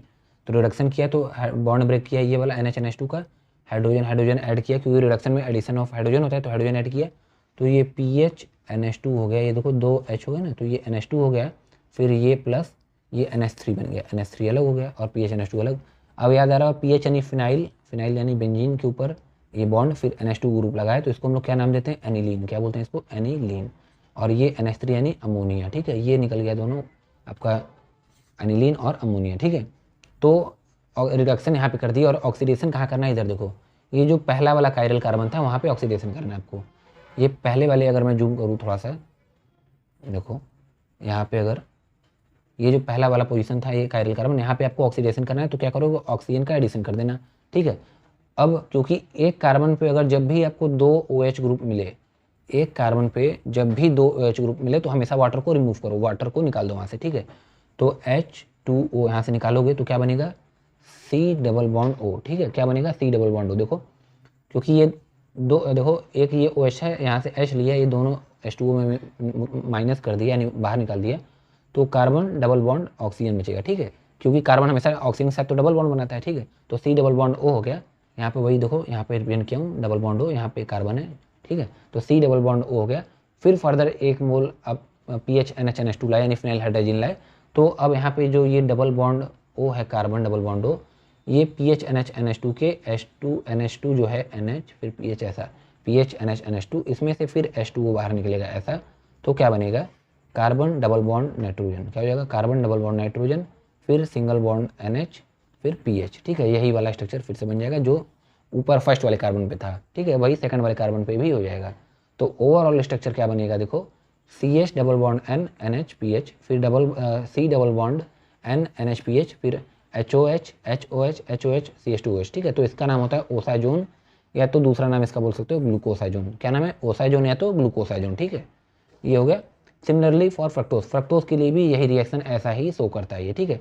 अब मैं अगर आपसे एक क्वेश्चन पूछूँ इसमें कि टोटल नंबर ऑफ कितने मोल फिनाइल हाइड्रोजन के लगे, PHNH2 के कितने नंबर ऑफ मोल्स रिक्वायर हुए ओसाजोन या ग्लूकोसाजोन को फॉर्म करने में ग्लूकोज से, तो आप बोलोगे कितने मोल, काउंट करो, 1 मोल, 2 मोल, यहाँ पे 3 मोल, यानी कि 3 मोल आपके PHNH2 का लगा ग्लूकोज से ग्लूकोसाजोन में कन्वर्ट करने पे, ठीक है। यानी कि 3 मोल ऑफ PHNH2 रिक्वायर होगा, ठीक है, ग्लूकोसाजोन का फॉर्मेशन करने में। तो अब यहाँ से हम लोग ये बात कर चुके हैं। देखो अब लास्ट टॉपिक हमका बचा है क्या, 7 केमिकल रिएक्शंस वगैरह डिस्कस कर लिए ग्लूकोज का, जो कि ग्लूकोज कार्बोहाइड्रेट है, यानी कार्बोहाइड्रेट का केमिकल रिएक्शन में हम लोग बात कर चुके हैं। अब क्या क्या केमिकल रिएक्शन ये शो करता है। तो अब हम लोग बात करने वाले हैं लास्ट टॉपिक, जिसका नाम है क्या, now biological role of carbohydrate. हमारा लास्ट टॉपिक है यार। थोड़ी इस वीडियो बड़ी हो गई है, मैं जानता हूँ यार, क्या करें, अब कॉन्सेप्ट ही इसमें था थोड़ा सा, तो क्या किया जा सकता है। तो लास्ट टॉपिक हमारा biological role of carbohydrate. Carbohydrate का बायोलॉजिकल रोल, यानी बायोलॉजिकल रोल यानी अगर बोले तो कि हमारे डे टू डे लाइफ में, हमारे बॉडी में, इवन हमारे सराउंडिंग में कार्बोहाइड्रेट का क्या रोल है, कहाँ कहाँ पाया जाता है, किस फॉर्म में पाया जाता है, ठीक है, और कैसे ये यूजफुल है हमारे लिए, तो ये इसका रोल होता है, बायोलॉजिकल रोल, ठीक है। तो पहला रोल क्या है कि they are the immediate source, किसका, एनर्जी का, फॉर लिविंग सेल। किसी भी लिविंग सेल के लिए ये इमीडिएट सोर्स ऑफ एनर्जी होते हैं। क्या होते हैं, इमीडिएट सोर्स ऑफ एनर्जी। क्यों, यानी तुरंत एनर्जी आपको प्रोवाइड करते हैं ये। कैसे और क्यों, देखो क्यों, इसलिए क्योंकि जो ग्लूकोज होता है, बेसिकली ग्लूकोज, ठीक है, यानी कि ग्लूकोज में स्पेसिफिक अगर थोड़ा सा बात करें, कार्बोहाइड्रेट का पढ़ रहे हैं हम लोग, तो कार्बोहाइड्रेट जो होता है उसका जो मेटाबॉलिज्म होता है, क्या होता है, मेटाबॉलिज्म, यानी ब्रेक डाउन और फॉर्मेशन वगैरह, वो सिंपलर होता है। क्या होता है, आसान होता है, किसके कंपेयर में, amino acid and lipid. Amino acid बोल लो या प्रोटीन ब्रैकेट में बोल लो, एंड लिपिड। यानी कि क्योंकि आप सोच सकते हो कार्बोहाइड्रेट ही क्यों इमीडिएट सोर्स ऑफ एनर्जी होता है, लिपिड, प्रोटीन, न्यूक्लिक एसिड वगैरह क्यों नहीं है। न्यूक्लिक एसिड तो है नहीं आपका सोर्स ऑफ एनर्जी, ठीक है, वो तो DNA RNA वगैरह जेनेटिक मटेरियल फॉर्मेशन करता है, ठीक है। तो अब क्या होता है, अमीनो एसिड और लिपिड का जब मेटाबॉलिज्म होता है वो कॉम्प्लेक्स होता है, ठीक है, जबकि कार्बोहाइड्रेट का मेटाबॉलिज्म थोड़ा सिंपलर होता है in compare to lipid and amino acid. Lipid को फैट बोल लो, तो फैट और अमीनो एसिड के कंपेयर में इसका जो मेटाबॉलिज्म होता है वो सिंपलर होता है, यानी जल्दी से ये मेटाबोलाइज हो जाता है बॉडी में, ठीक है। इसीलिए जल्दी, जो जितना जल्दी मेटाबोलाइज हो गया बॉडी में उतना जल्दी एनर्जी प्रोवाइड करेगा। जो लेट से मेटाबोलाइज होगा, जिसका कॉम्प्लेक्स होगा मेटाबॉलिज्म, वो देर से एनर्जी प्रोवाइड करेगा। इसीलिए ये इमीडिएट सोर्स होता है, क्योंकि इसका मेटाबॉलिज्म सिंपलर होता है compare to lipid and amino acid या प्रोटीन, ठीक है। यही चीज़ है, पहला line, they are the immediate source of energy for living cell, ठीक है। अब दूसरा पॉइंट है, they also serve as storage form of energy as glycogen in the liver. अब देखो ये स्टोरेज फॉर्म की तरह भी एक्ट करते हैं, यानी कि एनर्जी का स्टोरेज भी करते हैं। एनर्जी को किस फॉर्म में ये स्टोर करते हैं, जो ग्लूकोज वगैरह हो गया हमारे बॉडी में, वो किस फॉर्म में स्टोर होता है, ग्लाइकोजन के फॉर्म में। किसमें, ग्लाइकोजन के फॉर्म में। ग्लाइकोजन होता है लीवर में जाके ये स्टोर होता है, डिपॉजिट होता है, जो कि अगर आपको फास्ट वगैरह, व्रत वगैरह अगर आप रह रहे हो, आपको अगर नेसेसरी हो रहा है ग्लूकोज का अगर बॉडी में या ब्लड में, तो इसका ब्रेक डाउन होगा धीरे धीरे, जिसे हम लोग टर्म देते हैं ग्लाइकोजिनोलिसिस, ठीक है। ये टर्म क्या होता है, ये पाथवे वगैरह सब हम लोग अभी आगे अपने यूनिट सेकंड में बात करेंगे कार्बोहाइड्रेट मेटाबॉलिज्म में, ठीक है। तो वहाँ पे ग्लाइकोजिनोलिसिस होता है, यानी ग्लाइकोजन का ब्रेकडाउन होता है ग्लूकोज में, ठीक है। तो यानी कि ये स्टोरेज भी करता है एनर्जी का in the form of glycogen in the liver, किसके केस में, ह्यूमन के केस में, ठीक है। और प्लांट वगैरह में देखो तो स्टार्च के फॉर्म में ये होता है, स्टोर होता है, ग्लूकोज आपका स्टार्च के फॉर्म में स्टोर होता है प्लांट वगैरह के केस में, ठीक है। सिमिलरली अगर थर्ड पॉइंट की बात करूँ तो देखो यहाँ पे fructose is a constituent of semen. अब आप जानते हो कि सीमेन में फ्रक्टोज भी मिलता है, ठीक है, एक इसका बल्कि मेन कॉन्स्टिट्यूएंट है। यहाँ पे देखो लिखा है fructose is major carbohydrate. Fructose एक कार्बोहाइड्रेट है जो कि आपका मोनोसेक्राइड है, ये एक मेजर कार्बोहाइड्रेट होता है, carbohydrate source in seminal plasma, ठीक है। सेमिनल प्लाज्मा में ये एक मेजर कार्बोहाइड्रेट सोर्स होता है। अब इसका रोल क्या होता है, ये प्रोवाइड करता है an energy source for the sperm. Sperm को ये एनर्जी सोर्स प्रोवाइड करता है, and essential for the normal sperm motility. Sperm के नॉर्मल मोटेलिटी के लिए, ठीक है, ये काफ़ी इसेंशियल रोल प्ले करता है। कौन, फ्रक्टोज। इसीलिए आपका ये फ्रक्टोज भी आपका एक कॉन्स्टिट्यूएंट होता है, इंपॉर्टेंट कॉन्स्टिट्यूएंट होता है, यानी ये कार्बोहाइड्रेट है तो इसका रोल होता है, ठीक है, किसमें, सेमिनल प्लाज्मा वगैरह में, सीमेन वगैरह में, ठीक है। और फोर्थ वाले पॉइंट की बात करूँ तो pentose sugar is the constituent of nucleic acid. देखो कहाँ कहाँ पाया जाता है वगैरह भी हम लोग बायोलॉजिकल रोल में इसको लिख सकते हैं, ठीक है। तो पेंटोज सुगर सुने होगे, न्यूक्लियोटाइड जो होता है आपका, देखो न्यूक्लिक एसिड को एन लिखता हूँ। न्यूक्लिक एसिड बना होता है न्यूक्लियोटाइड से, और न्यूक्लियोटाइड बना होता है किससे? नाइट्रोजिनस बेस से, फिर शुगर से और फॉस्फेट ग्रुप से। तो ये जो शुगर होता है ये पेंटोस शुगर होता है, और शुगर आपका कार्बोहाइड्रेट होता है बेसिकली। तो कार्बोहाइड्रेट से मिल के न्यूक्लियोटाइड बनता है, और न्यूक्लियोटाइड आपका न्यूक्लिक एसिड का फॉर्मेशन करता है। सो हम लोग कह सकते हैं कि पेंटोस शुगर, और अगर है ना ये स्पेसिफिकली पेंटोस शुगर होता है। कौन सा? Pentose sugar. फर्दर ये डीएनए में डीऑक्सीराइबोस शुगर होता है और आरएनए में राइबोस शुगर होता है, ठीक है। तो पेंटोस शुगर जो होता है कॉन्स्टिट्यूएंट होता है, यानी पार्ट होता है किसका? न्यूक्लिक एसिड का। जैसा मैं आपको बताया, न्यूक्लिक एसिड न्यूक्लियोटाइड बनता है, न्यूक्लियोटाइड में नाइट्रोजिनस बेस, शुगर और फॉस्फेट ग्रुप होता है। तो ये जो शुगर है वही पेंटोस शुगर है, ठीक है। फिर अगर बात करूँ, थोड़ा सा इरेज करते हैं फिर बात करता हूँ। देखो यहाँ पे लिखा है कि 5th पॉइंट लैक्टोज, थोड़ा सा अगर इसकी थिकनेस बढ़ाई जाए,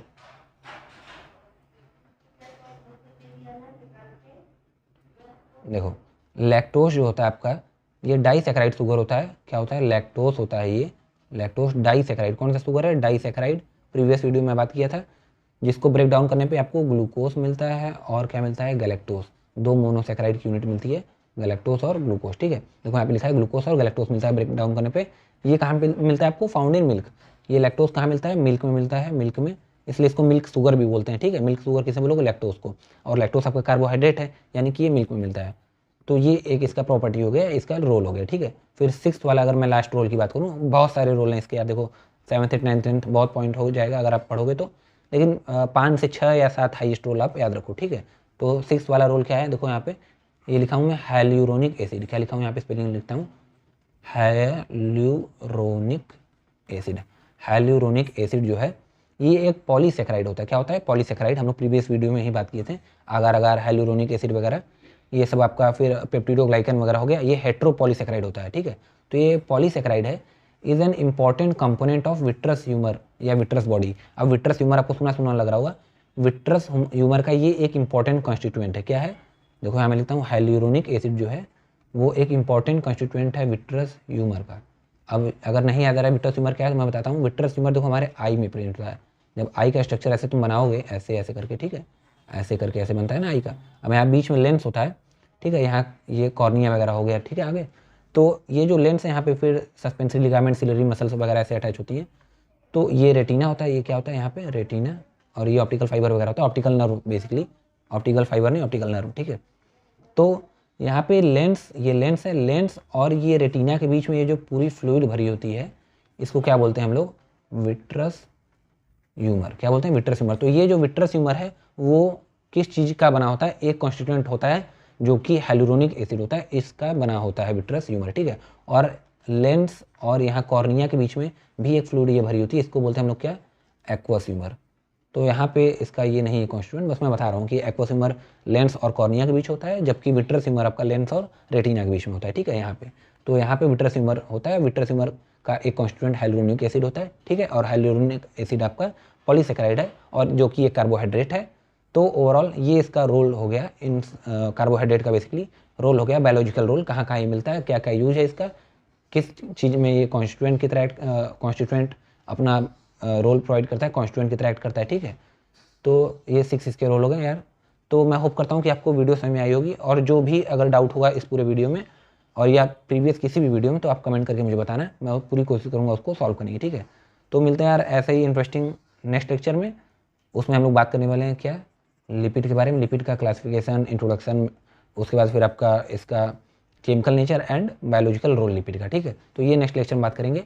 और अगर ये लेक्चर आपको समझ में आया हो तो लाइक कर देना, वीडियो शेयर कर देना, चैनल को सब्सक्राइब कर देना, क्योंकि ये आपका ही चैनल है, ठीक है। तो मिलते हैं ऐसे नेक्स्ट इंटरेस्टिंग वीडियो में, तब तक के लिए ओके बाय।